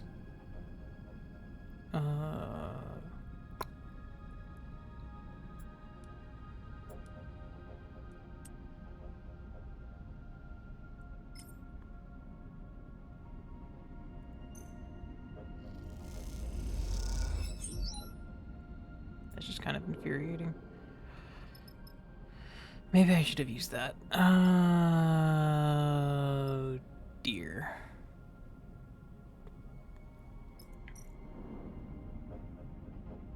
I mean, I doubt it, but... 50-50? Oh my god, he fucking did it! Oh, I completely forgot.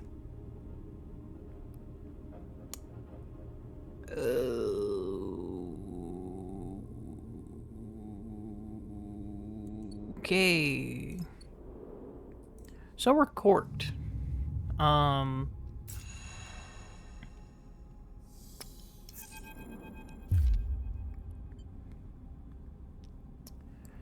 Eugen, you piece of shit, where are you? The distorted voice rattles through the ship as you are finishing your breakfast in the mess. Everyone turns to look at Eugen, Seraphin already shaking his head. Vesna. He says under his breath. You suddenly recall the steel-eyed captain who confronted Eugen and the guy back on the far spindle. Open this airlock before I do something I'll regret.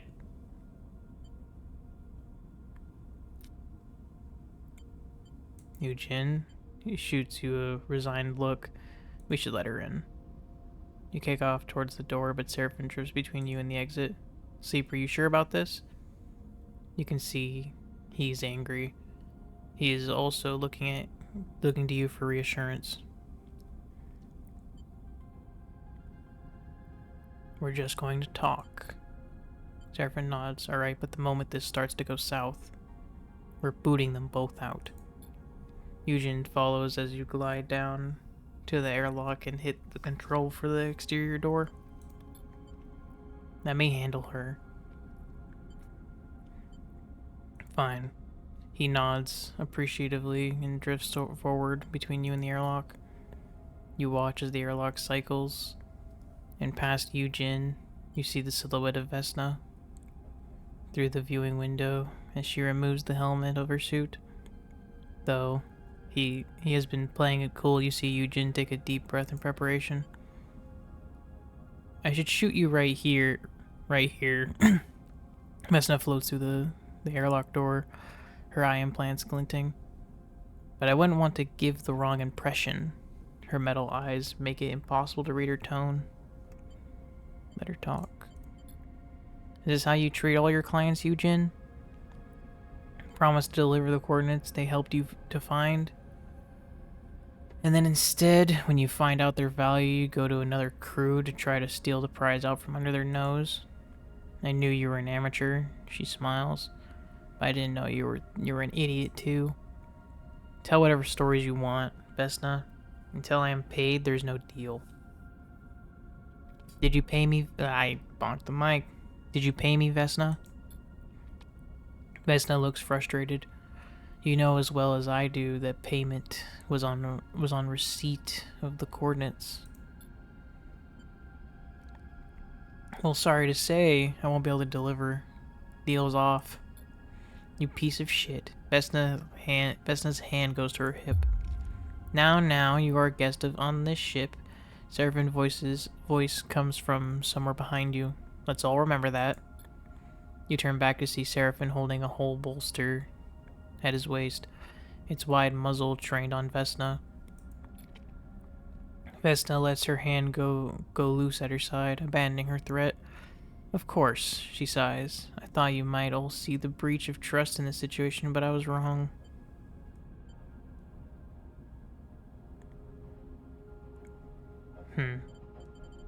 I don't want to escalate this. On that, we are agreed. She backs a little towards the airlock door. Eugen, she looks at the freelancer. Don't think I'll back off. My team can handle this thing faster than any mongrel crew. She smiles. First to the prize takes all. Stay silent. Vesna slips back into the airlock and hits the control panel. The doors scissor shut. Eugen suddenly tumbles forward as something hits him in the side of the head. Idiot! Seraphim stands behind Eugen, having swung the heavy muzzle of the whole bolter directly into his head. If you ever put this crew in danger like that again... Seraphim is right. Eugen catches himself on the wall. It's okay. He wipes a little blood from his forehead. I get it. That was sloppy. Your whole thing is sloppy. Seraphim bristles. This is how you get yourself killed. As much as I am enjoying this display of aggression and idiocy, Bliss's voice comes from behind you all. We still have a contract to complete. They push past to start suiting up. And now we have competition. We should leave. Cut our losses. Now wait. Eugen wipes the corner of his mouth with the back of his hand. All this and you are going to give up and turn tail? I mean, we get some cargo, but we also might start a fight. Eugen is right. Shit. You're right. Alright. Time for you to prove your worth. I'll be watching. Okay. We have 3 cycles. That's plenty of time, I think. Let's get this data.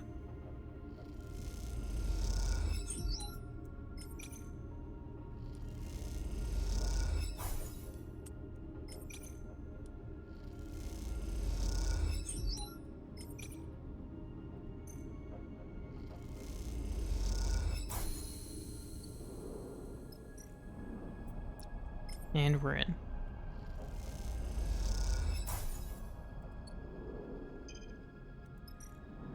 Oh, do we have to keep exploring? Oh, what we have? We have some rolls.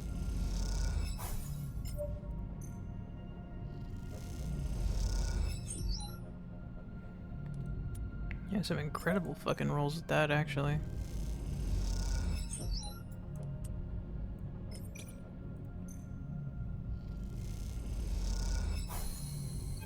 Alright. Doors, shutter. Yeah, okay, we can skip. There's also a sense of satisfaction to the idea that you beat Vesna's crew to the wreck. You found it, you cracked it open, and now you'll be the one to reap the rewards. Focus on the job. Doors are open enough for a person to slip through. Boxes. Something doesn't add up. They aren't here. What? And we're looking for... Are you serious? Look for yourself. What aren't you telling me? Looks pale. Go now.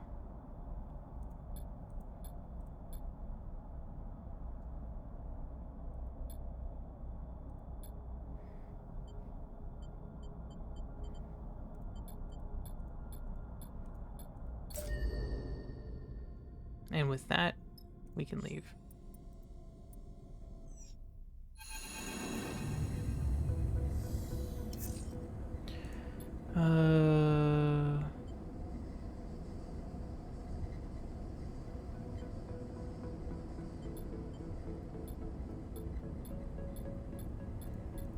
We already went through all this. Why didn't you say? Shouldn't even be telling you now that I keep it from her. But you don't know her. Yep. Sounds like a fantasy to me.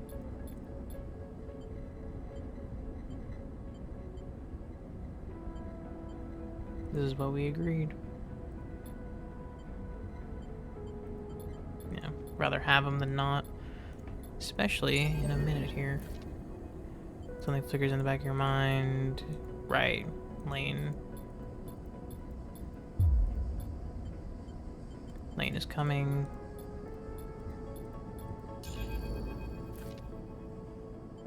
You okay? Wait, why? Remember you mentioning it. I don't know what I just clicked. But whatever. Spindlejack, yep. Anyone who can help? What can I do? Okay, let's do it. This shouldn't take too long for me to do. These rolls aren't great. That's not a great start, but we'll be fine. Help cat it. Locate it. Okay, this. Cutting your way in sounds pretty nice. And it's 3s.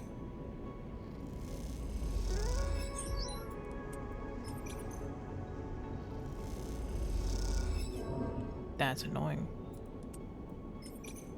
Come on. Let's go. And then, yep. This sucks. And we're fine. Okay, yeah, we peeled the tape last time, so we can skip through this. Wait for an opening. Still good. We are still good. And Kate to fix us up. It's all good. Got the drive. We shouldn't hang around.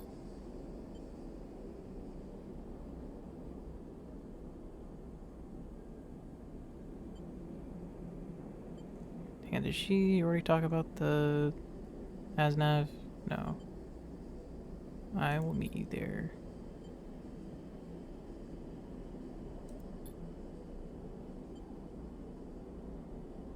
Right. No, I haven't. You'll need Lotus Syndicate created the tech, filter tankers in the belt, common knowledge. Maybe if you head up to Wellspring, you can barter. Ooh. Okay. Wellspring. Here, cat it ties a bag, last her bag. Yep. Okay, Wellspring. Has the frame of the air bike, but you deserve them. Thanks. Okay. Right. Let's undo the negative for endure. It's kind of the only thing we're missing. Yeah, and then we can... I want to bolster one of these two. Probably interface. Alright. Now... green belt. Find a tech in Flotsam. I think now we just go to Flotsam. I think that's the call. Maybe get some chits.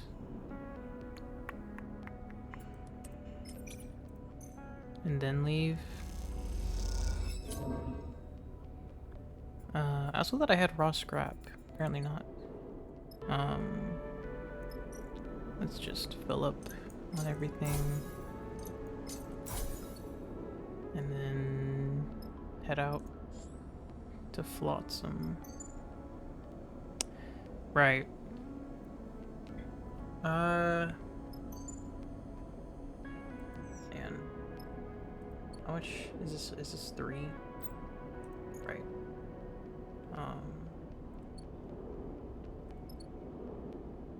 Oh, it's none. Or for right now, I guess. Okay, let's go do this. We have the money. Bliss and Eugen. Good sets, good sets. Let's do it.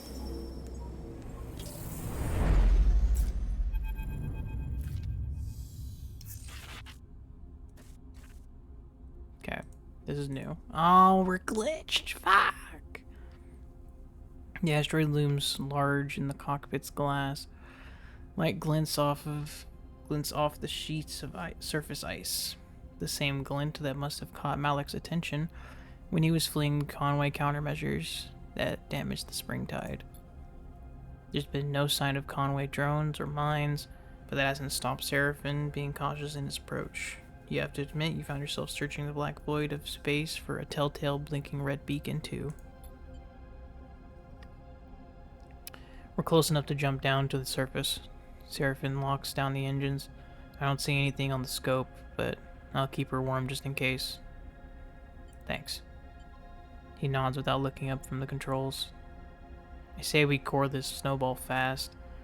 The less time we're out here, the less likely we are to run into anything Conway left behind. Simple. Sure, but fast means messy, and messy means more damage to the ice. We don't need to crack the shelf and lose half of the water we came to survey. Who said anything about messy? Fast and clean. Easy. You unclip it from your seat and kick off towards the airlock. The scale of the asteroid is troubling, but Seraphin assured you on the journey that surveying it would be easy enough. Just take a sample from the deep ice for testing. The problem, he said, is getting down that deep. You'll have to cut away at the ice, dig yourself a hole, and doing so will create fractures in the shelf. The asteroid may be big, but it's held together with only a weak gravitational force. The more the ice is cracked away, the less there is for the far spindle to harvest. Something you doubt Malik will be happy about.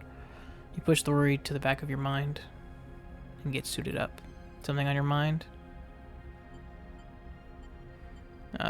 Just hope we don't mess this up. Me too. I don't want to jinx it, but it seems simple enough. Can't say rock, or in this case, ice cutting is my usual strength, but it's gotta be simpler than slicing a hole without touching any of the internals. Ballista zips up their suit. We'll be fine. Bliss's reassurance that they don't have any experience with the job you are about to do doesn't exactly calm your worries, but their nonchalant attitude helps, especially when you consider the volume of ice you're about to start cutting into. Cheer up.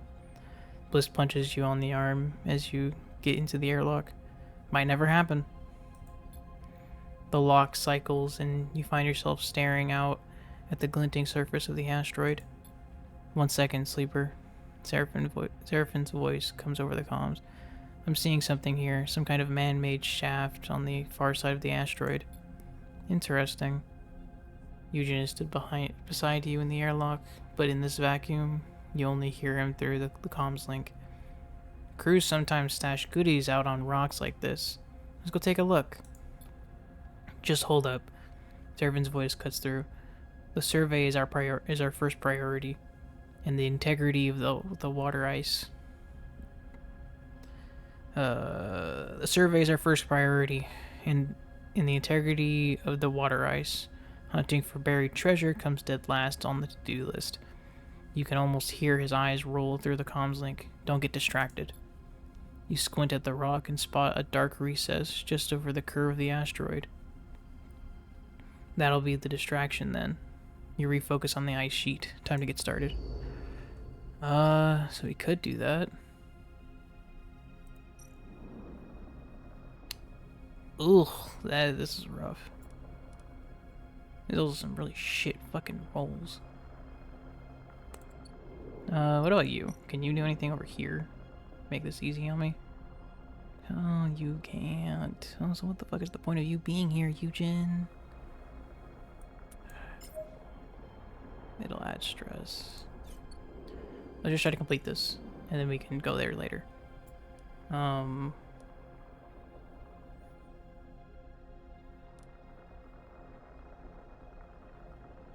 Let's just... We have the supplies to stay here, so let's just do what we can with as little damage as possible.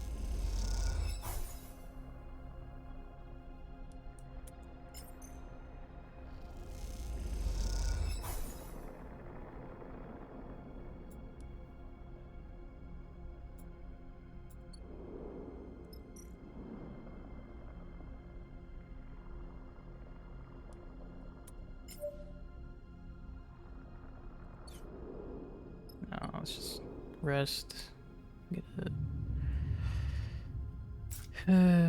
Get a better cycle. Okay, one glitch, that's fine.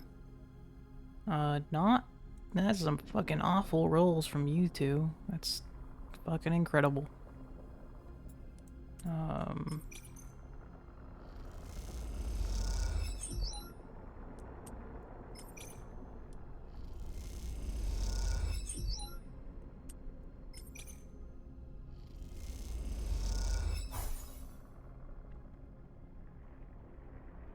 And then... No, that's either negative or neutral. That's not great, so let's chill. There's no reason to rush this. Just wait for better rolls.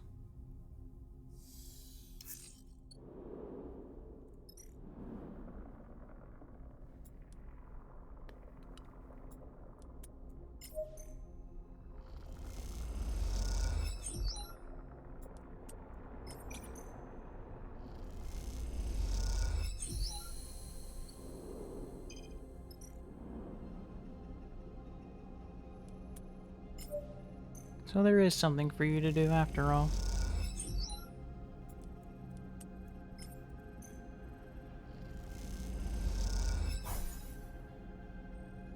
I got stressed.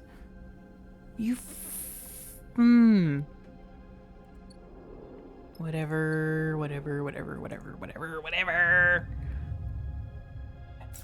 Maybe I break some of these and get some fixes.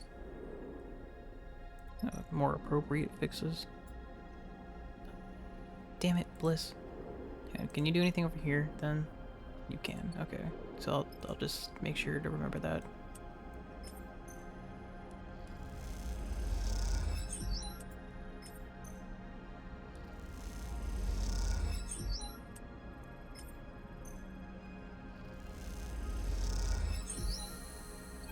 Okay. The sample core, a long and weighty cylinder of cloudy ice comes up out of the borehole cleanly. It glows in the sunlight, catching the rays in its frosted interior. Nicely done, Sleeper, Bliss chirps through the comms. I've never cored an asteroid before, but the result is pretty.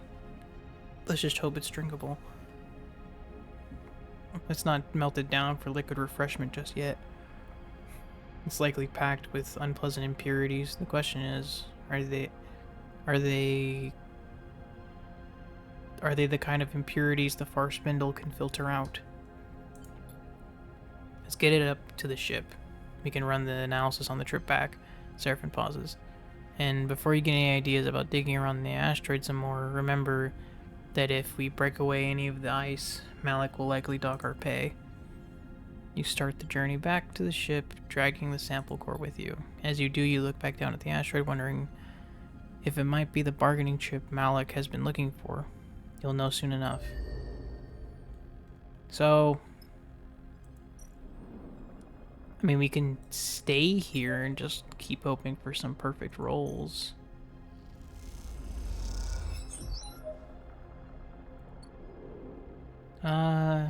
Let's take the risk. I mean, we have 2 recycles, you know?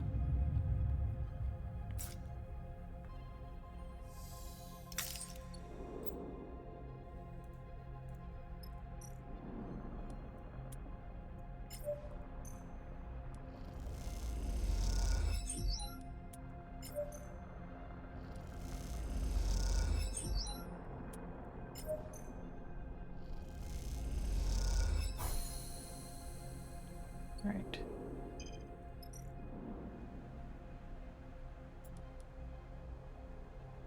Goes to the past.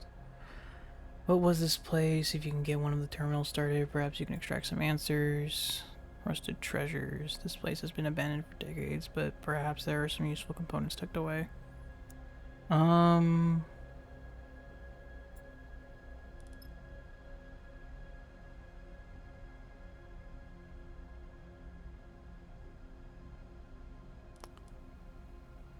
Burn this dice and then add +2 to it.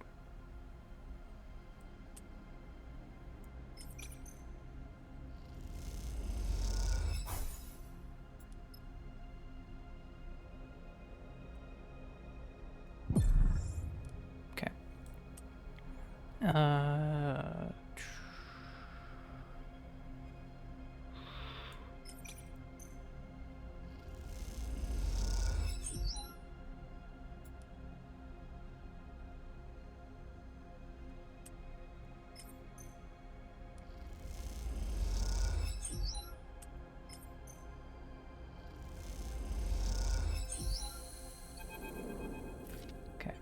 Flickering screen catches your eye in the dark of the bunker. A distorted female face, further refracted by the surrounding ice, stares at you from the terminal with blank white eyes.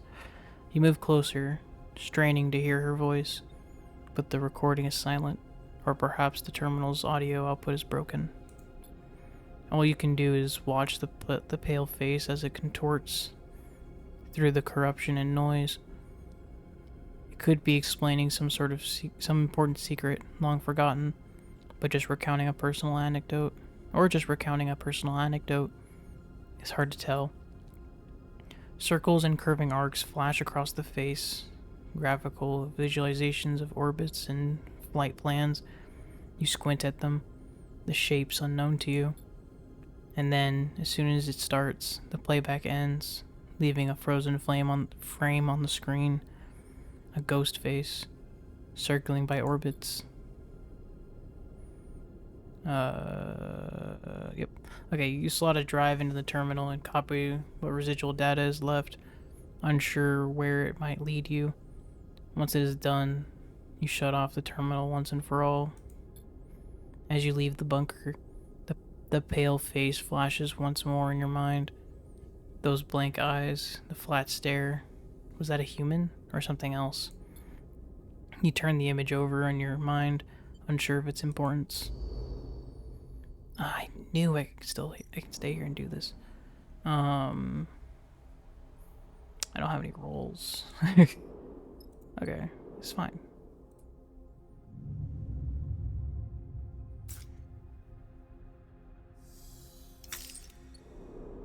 That's still fine.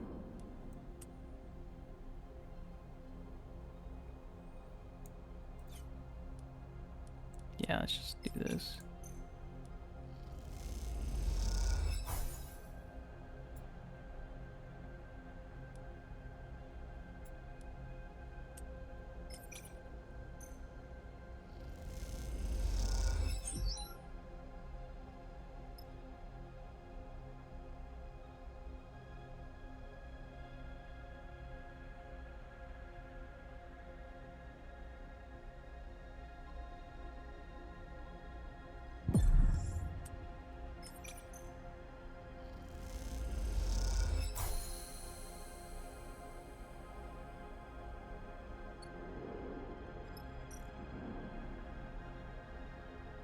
Oh, data, engine components. Alright, now we're good to go.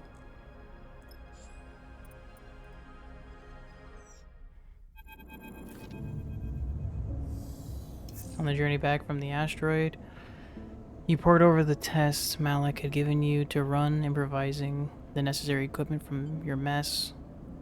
Each one produced spools of data, much of which you couldn't parse. Arriving into the vicinity of the far spindle, you broadcast these strings of data to Malik's personal terminal on the springtide as instructed. Despite all this preparation, you are still surprised when you find Malik standing at the far side of the docking tunnel as you leave the rig. Sleeper, he nods neatly at you. I thought it was better I come down here away from my crew to discuss your findings. And the findings were straight to the point. He clasped his hands. Good. As I expected, the asteroid was indeed rich with water ice. Thankfully, the contaminants can be dealt with. He speaks matter-of-factly, betraying little emotion. With the data you provided, I should be able to find the Far Spindle administration of its worth. I should be able to convince the Far Spindle administration of its worth. Then we're good? Malik smiles. That remains to be seen.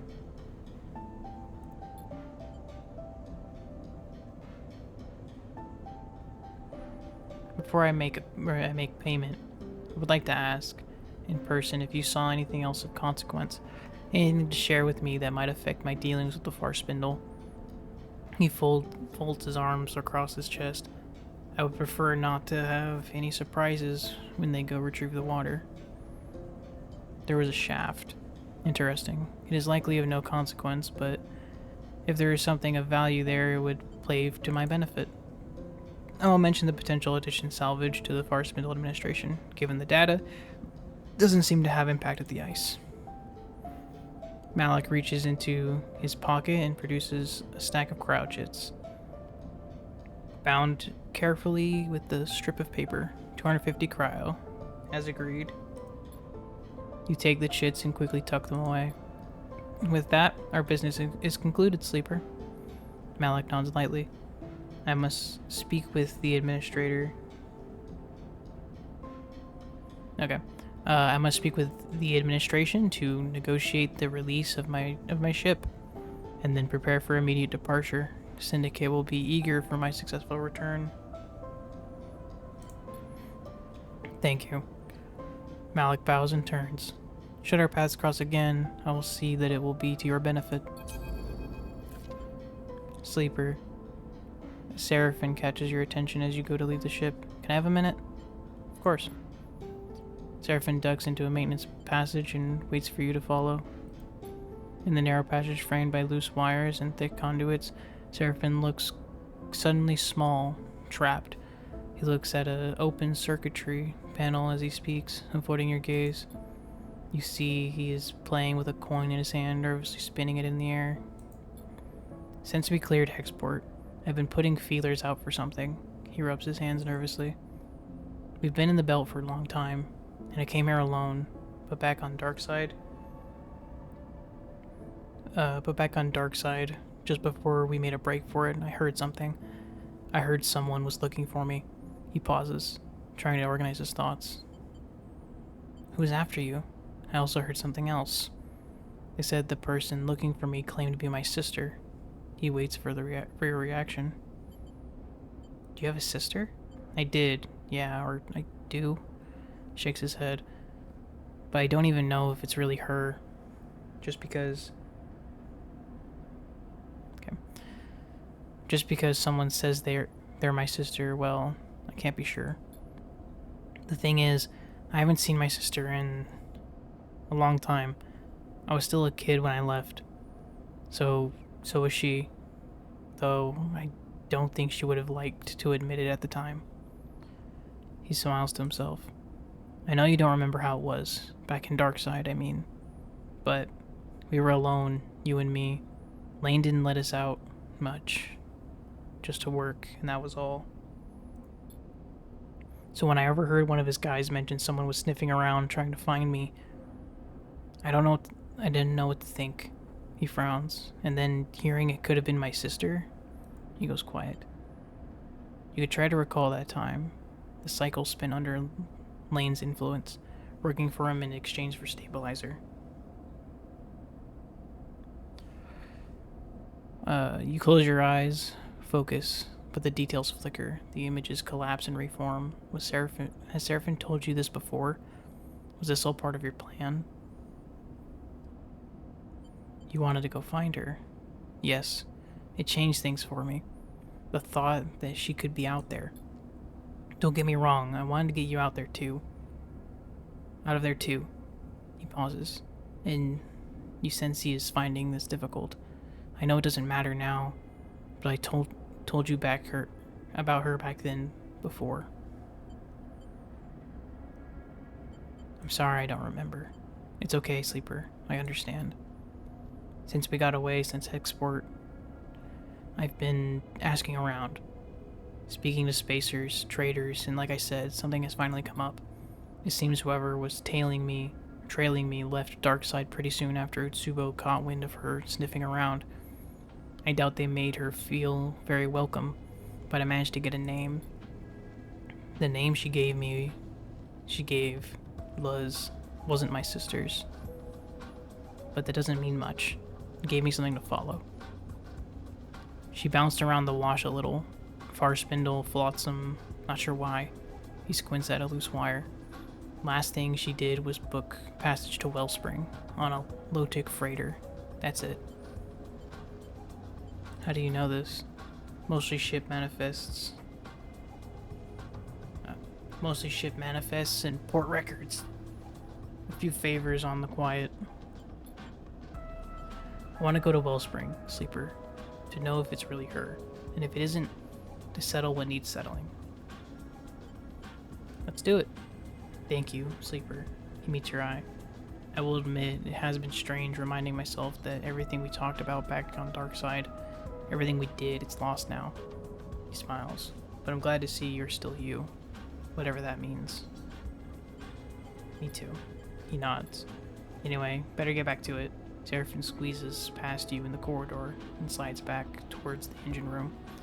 You watch him go, wondering if your past together can ever be reclaimed.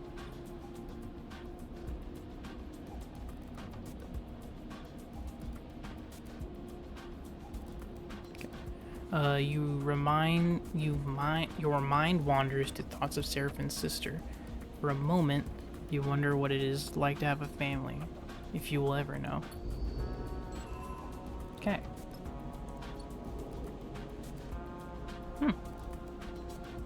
So only cycles on the hub.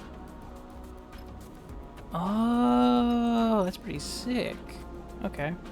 Let's fill up on supplies, fill up on fuel. Let's fix my shit. Because I'm kind of fucking borked.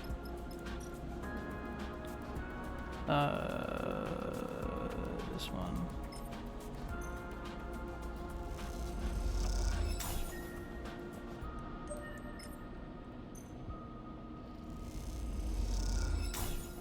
Okay. And I'm back to 2 upgrade points. Nimba's green belt. Flotsam, Wellspring. I'll be pretty close to green belt after we go and do the stuff in Flotsam. I say we just leave. Like, there's nothing else for us to do here, right? I mean, there was the gambler thing, but like, I don't have the stats to even do it. Like, I can't boost that. Physically incapable. So,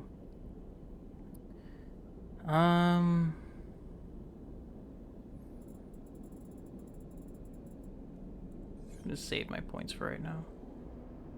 Let's travel. Flotsam, then back to Helion. So Flotsam, then to Helion, and hopefully we don't get borked with the stuff. With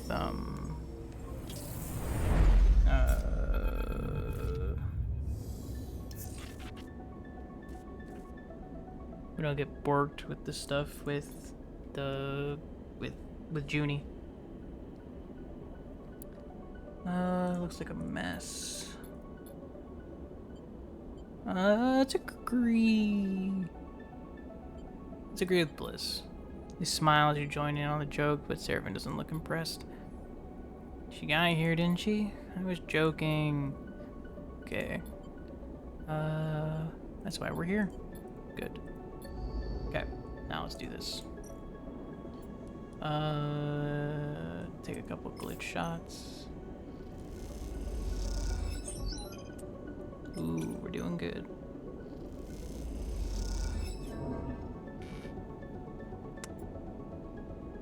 Fuck you. You're an asshole.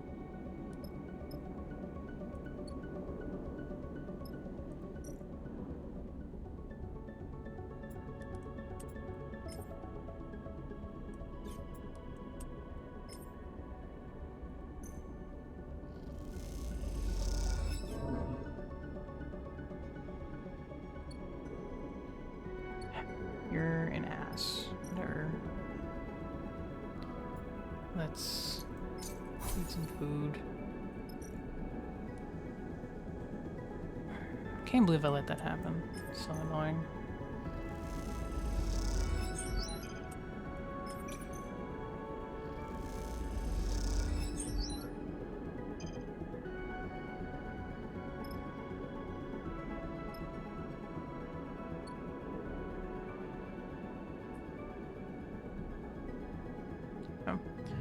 In the cycle. Burn. Try to break one of these. Let's go. Okay, fix it.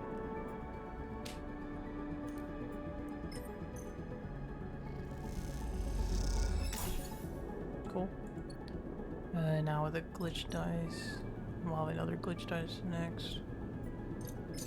Full fuel. Back to searching.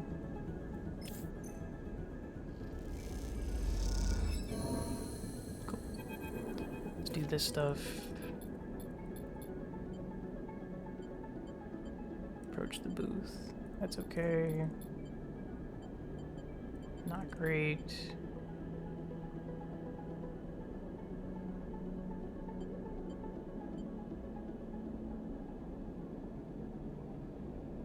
Can I help you with something?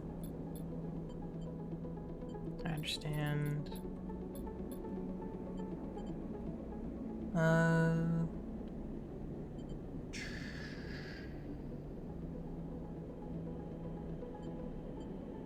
What did I say? I can see that you're in the process of becoming a sleeper.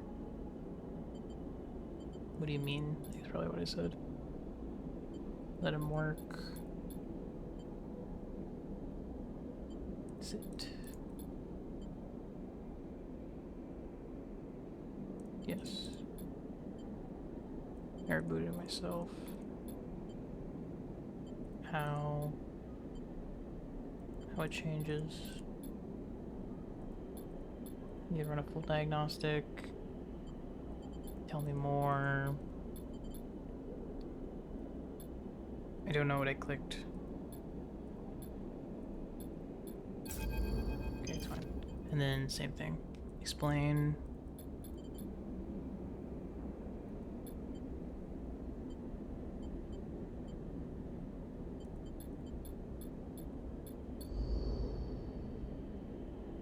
Okay. Now let's get some chits before we leave again.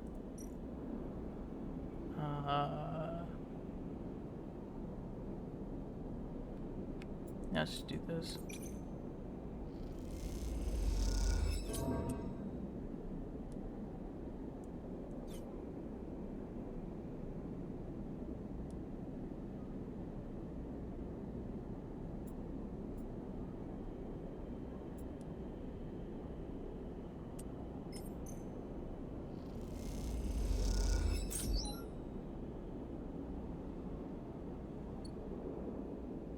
A very quick thing. So, traveling.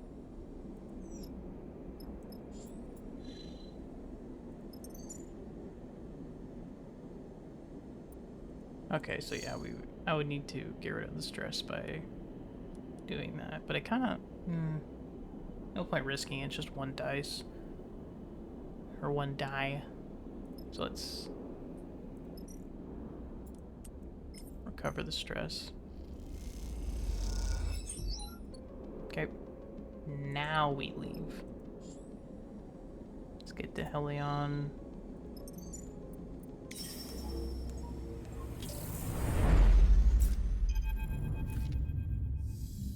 Yep.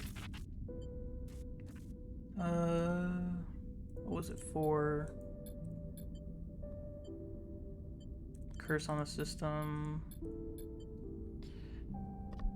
Is this place inhabited? Okay. Set these guys to look for fuel. Because otherwise we're kind of cooked.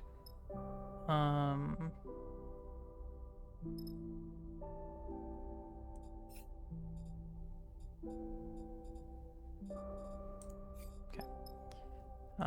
This.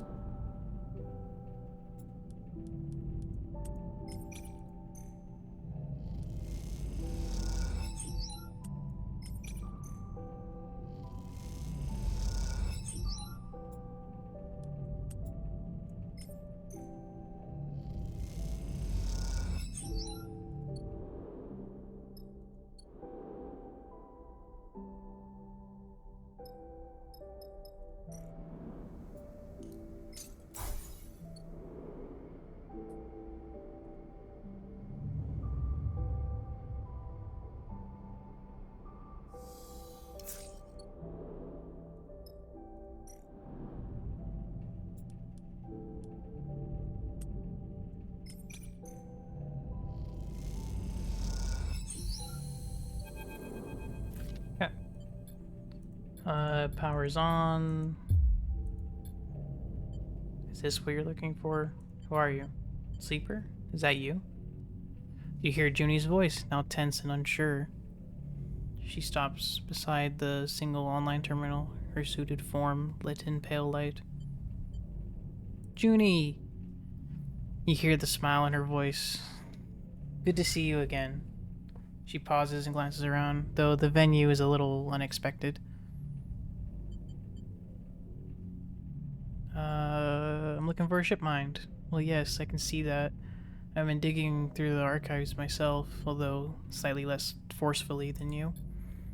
I did have this whole speech prepared for whatever salvager was ripping through these archives so messily, but not to mention aggressively, but now that I know it was you, well, I'm just glad to see you. Although, you really need to be more careful. You could have taken the entire archive down the way you were working with it. These machines are decades old. You can't just rifle through them like they were a scrap pile. I saw the pattern of your queries. A prime ship mine equipped ship, still operational at the collapse. Yeah. Last located in the region around Helion Gate. You can feel how pleased she is with herself from here. That about right? Nicely done. She nods. Would you expect anything else? That's why I did the hard work for you. Joni beckons you over to the lone lit-up terminal. You drift over and see a single point of faded transit trail beside it, sunward from the Helion Gate. Something like this, maybe? She smiles and steps aside so you can see the screen. You check the info pane beside the map. Ship mined in use, abandoned by all hands after the collapse, tantalizingly in reach. Something like that. Well then, it's yours. But the question is, what do you want it for? Explain the body. And then, but I don't think I can help you. I want to come with you. Junie gives you a strong look, but you know how often someone gets out to one of those old Solheim wrecks. They are more trouble than they are worth.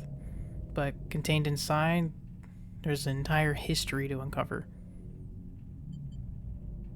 I need that ship mined. You're welcome to it. She pauses. I promise to help you get what you need, and not to get in your way.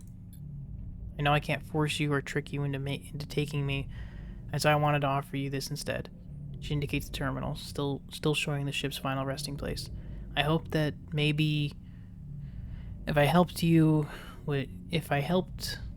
find what you needed, it would show I can be trusted. I trust you. Thank you for saying so. I'll send the coordinates to your ship. I'll be hanging around the gate until you are ready to leave.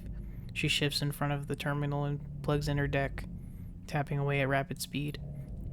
If you need to go get supplies from the spindle or anything else, fine. She folds her arms. I'll wait. But if you go on this job without me, I'll get the message. You won't see me again. With that, you leave her in the archive, extracting data, and you send back to the Helion Gate's upper levels. Of course I would fucking take you. You're awesome. Well, usually.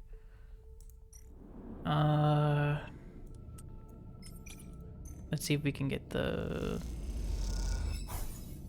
thingy.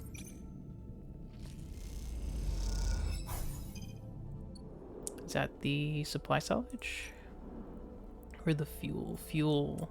Perfecto. After what happened last time, I definitely still need salvage, or salvage supplies.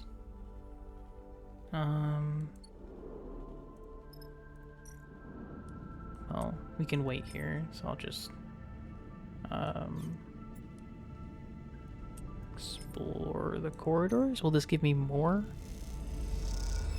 3, let's go, okay. And then this got me cargo. Supplies, perfect, okay. Let's chill here, end the cycle. Maybe they find fuel. No fuel. Okay. We don't need fuel, because we should have plenty to get back. But I'm not leaving without full supplies. That's non-negotiable. After what happened last time, I need it. And then when we come back, we can go look for more fuel.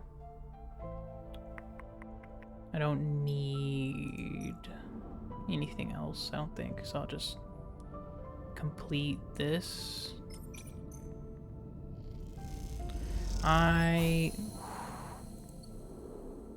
That was risky. Right, this was a thing.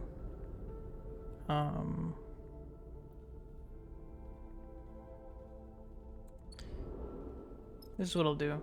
I will eat.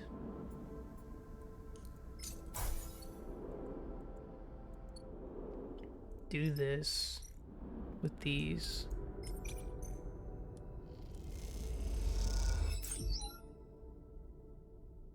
Okay, it's just Solheim data. I have a lot of Solheim data.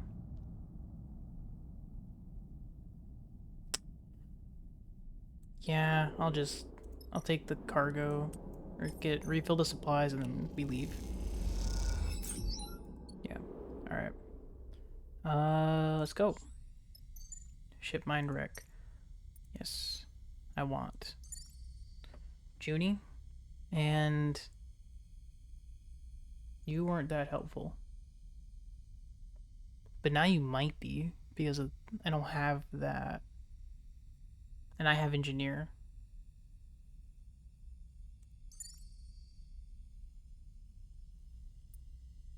Wish I could take all three of you, to be honest, but all right. Take two. What happened last time? This shit fucking killed us last time. Lucky us. Any drone signal? Nothing that I can see. From what I understand, call my drones. Yep, with no weapons. We're kind of doomed. Yep. I remember. Okay. Let's do this. This time, we do it as carefully and competently as we can.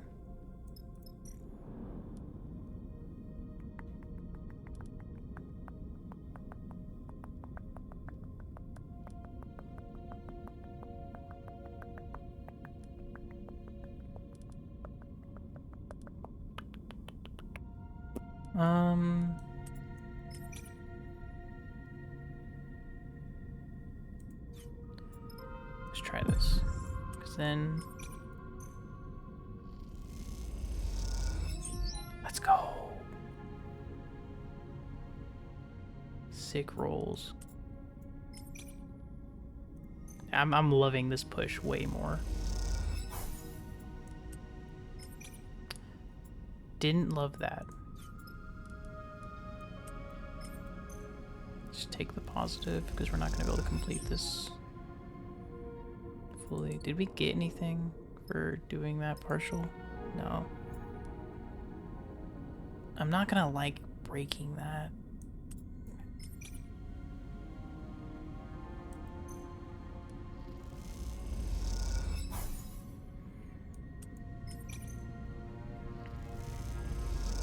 But also I don't want to sit here for as long as what happened, because of what happened last time. I feel annoyed I can't use anything that he has.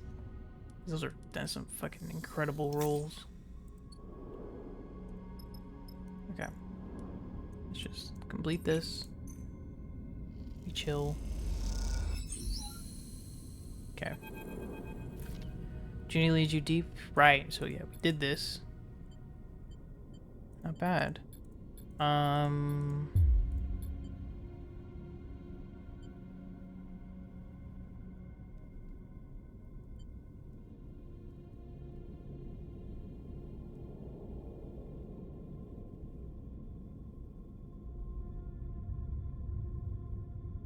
Let's do this. She snaps out of her trance. Sorry, yes, let me check. As I thought. So like I was saying, the protocols inside the ship mine are distributed, so when the ship mine is shut down unexpectedly, okay. There's always a problem. Luckily, you have me. Rip this out now. Sounds. How do we find the notes? Right. Conway drone. Okay.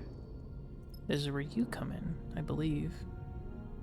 Where you can come in, I guess. If you want.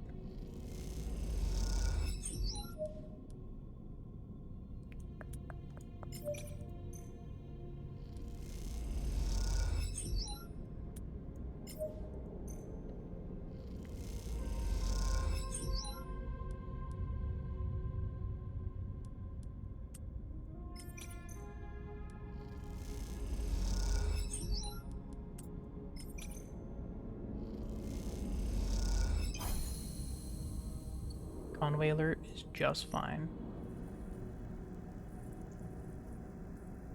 Again, you're kind of useless.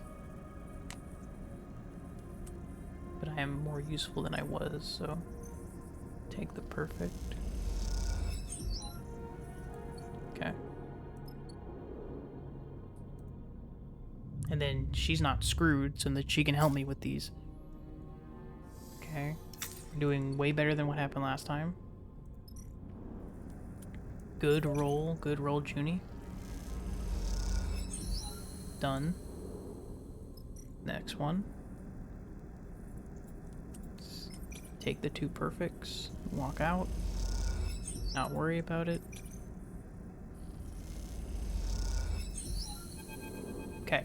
New. Last time we died. It's ready, sleeper. Junie's voice comes quietly. You look over to her, floating beside the cradle, uplit by the pale screen of her deck. She gives you a reassuring nod. You turn to the prime ship mine, now floating above its cradle. The final node's disconnected and the lock's released. You glide over and gently grab it, the worn metal casing gleaming in the dim light. As you do, you feel a strange sensation of something moving around inside, like a creature in a box. Like a creature in a box. The weight shifting this way and that, under the pressure of your grip. Sorry. It suddenly dawns on you that Gene plans to put you inside this strange device, to hold your mind there while he investigates your body. The thought prompts a shiver. The drone's still sniffing around, sleeper. Seraphine's voice crackles on the comms. So if you have what you need, let's go. Feel Junie's hand fall on your shoulder. Come on, sleeper, don't overthink it. She pats you gently. There will be plenty of time for that later. You look up and see the faint red light glittering in the dark beyond and the broken ceiling. Time to leave. Whew, that went so much better than last time. Thank God. Arriving back at the Helion gate. Oh, look at those rolls! That's so much fuel, so much supplies. Arriving back at the Helion gate, as lonely and cold as it is, feels like a relief. There was a tension in the rig as you come back out of the inner system. A watchfulness for errant signals and glinting red beacons that choke the conversation. But now, floating in the comforting shadow of this vast ruin, the sense of relief is palpable. That's one prime ship mind condition unknown retrieved. Seraphine runs the engine shutdown protocols as he speaks. I'd mark that as a success. Agreed. Thank you. Seraphine waves away your thanks. We're a crew. We work together. Sleeper, can I speak with you? Junie asked from the back of the cockpit. Of course. She leads you out into the passage, tucking herself against the wall. She looks small, even in this compact space. Thank you for taking me with you. I hope I proved I'm trustworthy. I never doubted you. That's nice to hear. She smiles at the floor. Thank you. In my time here in the belt, I haven't found it easy to make friends. She falters, tripping over her words slightly. But you, sleeper, well, I hope you'd consider me a friend at least. I would. Can't help but smile. She can't help but smile. I'm glad. I would like to ask you something. She pauses. Would you consider taking me with you on the rig?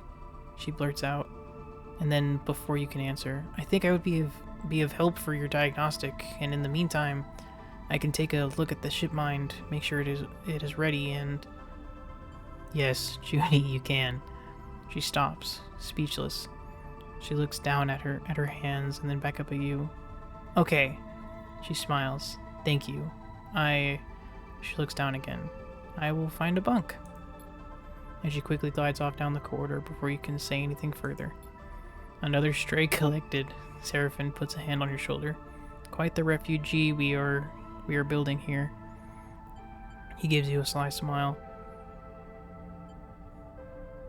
You don't approve? You know, I've actually started to warm to this one. She's alright by me. He smiles and pushes off from her shoulder, gliding towards the engine room. You look towards the bunks, but Junie is already out of sight, likely unpacking already. The ship is getting a little crowded, but you are starting to realize you like it like that. At the very least, she'll prove invaluable when you get to Flotsam and have to deal with Jean. Perhaps she'll She'll even have read on the old man. Have a read on the old man. You pause for a second, appreciating the warmth, the hum of the rig and its inhabitants. This ship, you think it's starting to feel like home. Let's fucking go! Now let's get some materials. So yeah, we need fuel. Good, good, good. We need cargo, or we need supplies.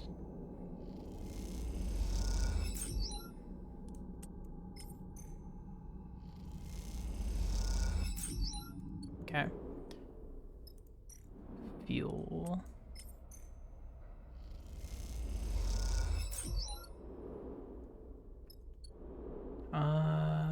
Cryo.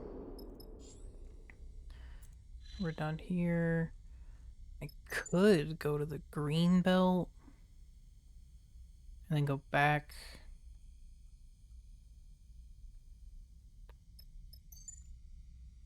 Remote asteroid colony.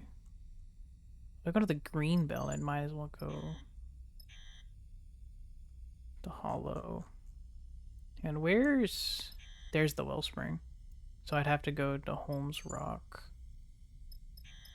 But...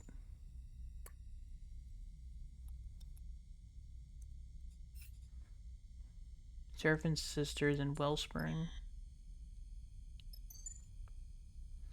I could do 2... Getting to Wellspring would clear up a lot, because then we would be able to travel through these.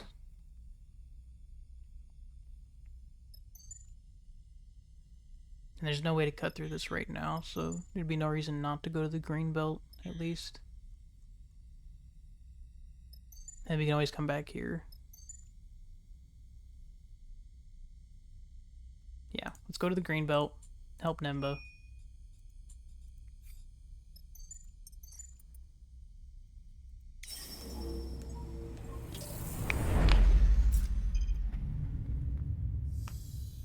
Green belt.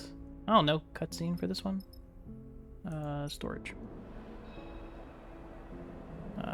Some cryo. And then we just bring that back to the spindle. But I need fuel.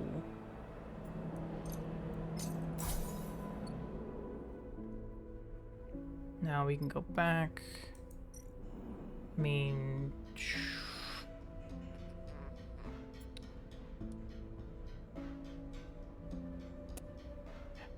Let's... It's gonna be a while before we ever come back here for anything. But I still don't want to start anything. And then get backed into a corner. Let's just go back to...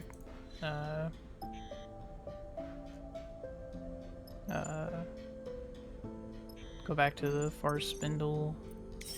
Maybe we hit Wellspring.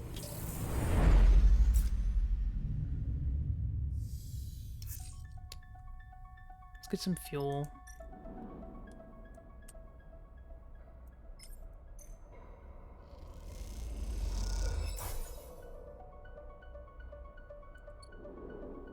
Is that enough to get us against the Holmes? No, we need more.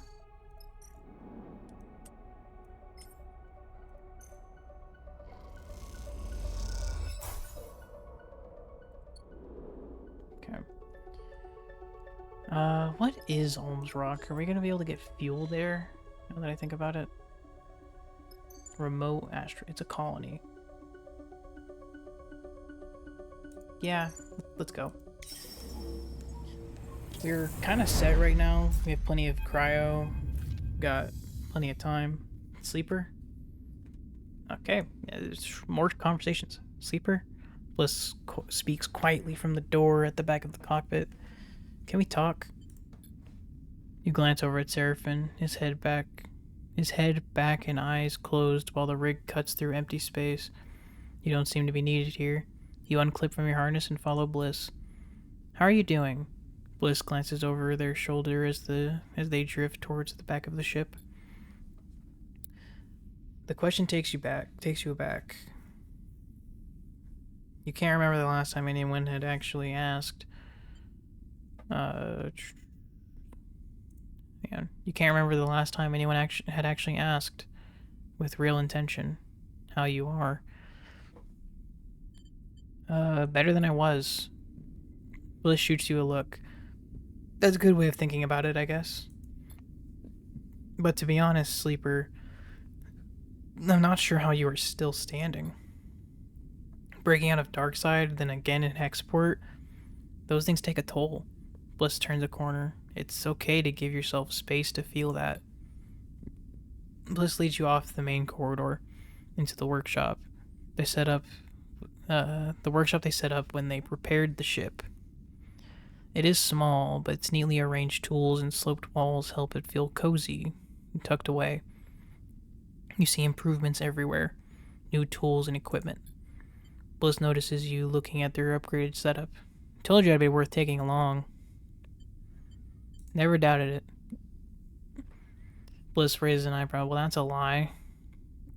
They smile. Feels good to hear, though. Anyway, I didn't bring you here to brag. They pause. Or at least not just to brag.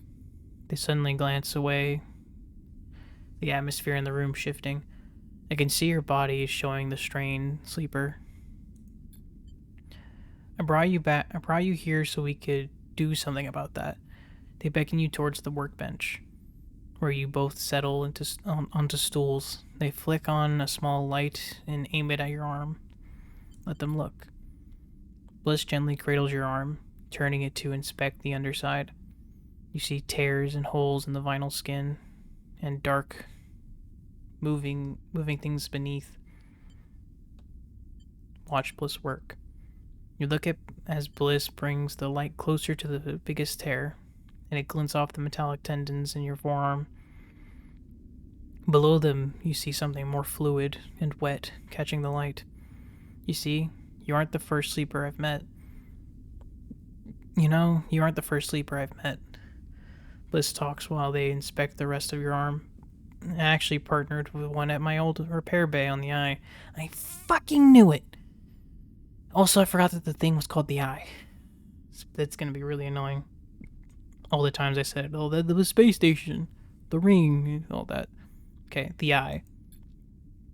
Feels like 100,000 cycles ago now, but I remember them. Their precise work, their quiet enthusiasm. There is something calming about their presence.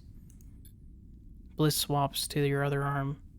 They are different to you, just like one person is different to another, I suppose, but I can't help but remember that time. I was a different person then, that's for sure. They meet your eye. I'm going through something of a transformation myself. How's that going? Bliss lays both of your arms down and leans forward to inspect your upper chest, adjusting the light. I was pretending before. I think to be the person I was expected to be. They press along the hard protrusion of your clavicle. There were so many calculations I was making, so many corrections. How I held myself, how I spoke, how I reacted. They push gently against each of your metallic ribs, one at a time. I didn't realize how tired I was until they stop and sit back. Until I gave up. I came here to the belt with someone else, and when I did, I realized this was my chance to become something new. So I let go of everything. They look away. It was messy, ugly, and the person I came here with, I let them go too. I was punching out at everything, because it felt like everything was holding me back, stopping me for the change I was owed. Don't worry. They smile weakly. I'm calmer now. I'm not about to explode on you or anything. It's still a difficult process, but it feels like shedding 100 suffocating skins that spent half your life putting on. One by one, they meet your eye. It feels like an escape. They lean forward again and check the skin of your shoulders, where it is worn and faded. You let them. The atmosphere quiet but calm. in the workshop. A feeling of solidarity glowing somewhere in your frame. Not bad, sleeper. You're holding up well given everything. Bliss folds their arms in front of them protectively. But I'm still concerned. There is some decline to your system functions. Let's keep an eye out for components. Thank you, Bliss. It's no problem. They're released from the stool and drift over to a rack of tools. I owe you for jolting me out of whatever my life had become on the far spindle. You leave Bliss to their workshop, feeling reassured that you have them here on the ship. As you do, you think of your relationship to your own body, this frame that you were forced into that has never quite felt like your own. You realize that this feeling is not unique to you. No one gets to choose their body. Everyone has to contend with the entropy of their flesh. And in that realization, you suddenly feel less alone. Alright. I really hope they have fuel. Okay. Let's do this. Lumpen and cratered. Holmes Rock floats on the sunward side of the belt. Its only notable feature, the bright shapes of its solar arrays. Solar arrays angled towards the system's distant star. Can't even dock the rig here. Seraphin nods at the bright shape of Holmes Rock's lone docking bay. Won't fit. I'll have to park here and go out the airlock. He seems repulsed by the idea. What is this place? It was a Solheim relay station once. Now it's a way station of some sort. Seraphin squints at the rock. Seraphin squints at the... Yeah. Never heard of much happening here, really. Barely seems worth the trip down. Bliss speaks up from back of the cockpit. You never know. I guess. Bliss yawns. I don't expect to turn up any jobs all the way out here. I'll come down later. I don't feel like squeezing into a suit right now. Bliss gives a lazy wave as they glide out of the cockpit. Eugen pokes his head out into the cockpit. That rock down there got a bar? He looks between you and Seraphin. No idea. Seraphin sighs. Looks dead. Eugen squints out the cockpit windows. I see a few warm lights. I bet there's a bar. He disappears in the direction of the airlock. You gaze out over Holmes Rock. It certainly doesn't look very exciting, but there's refueling to be done. Maybe more besides. You might even be able to scare up a hot meal. You know, sleeper, the Lodic freighter means we aren't far from Wellspring. Seraphin gives you a sideways glance. Your sister. I haven't forgotten. Alright then, Seraphin smiles. Appreciate it. I heard the pressure of the war in the inner system is having an effect on how the Lotic syndicate is being run. Just want to get there before something big goes down. He turns back to his console. You look out at the Lotic freighter, painted the same distinctive yellow as the spring tide back on the far spindle. You've heard they supply most of the water in the belt.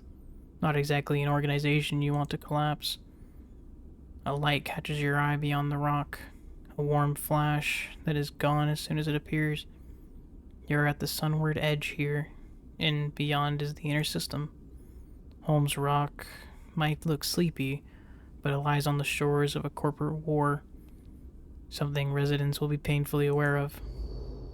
Cool. Yeah, we need refueling. There's no way. I just jumped like 4 times. Oh, the fuck?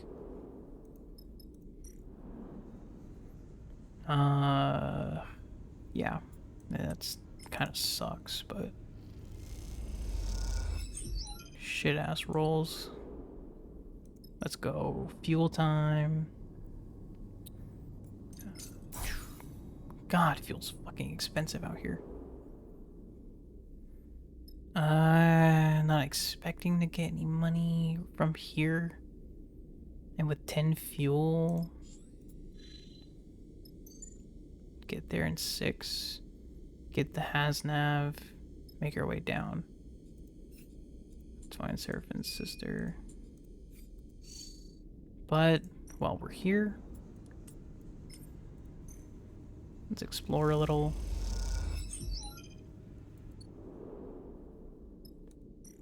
Nice. We got food. This is where we can buy supplies. Ooh, we can sell engine components. That is amazing.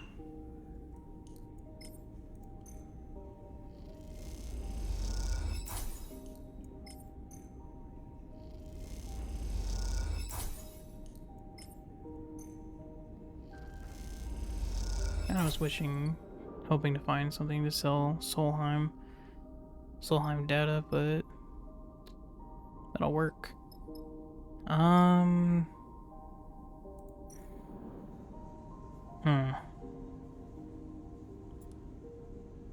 Let's take the 50-50.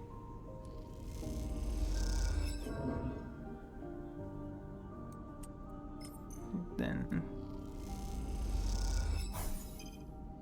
okay, new location. Okay, so we can get some money here. Raw scrap. Perfect.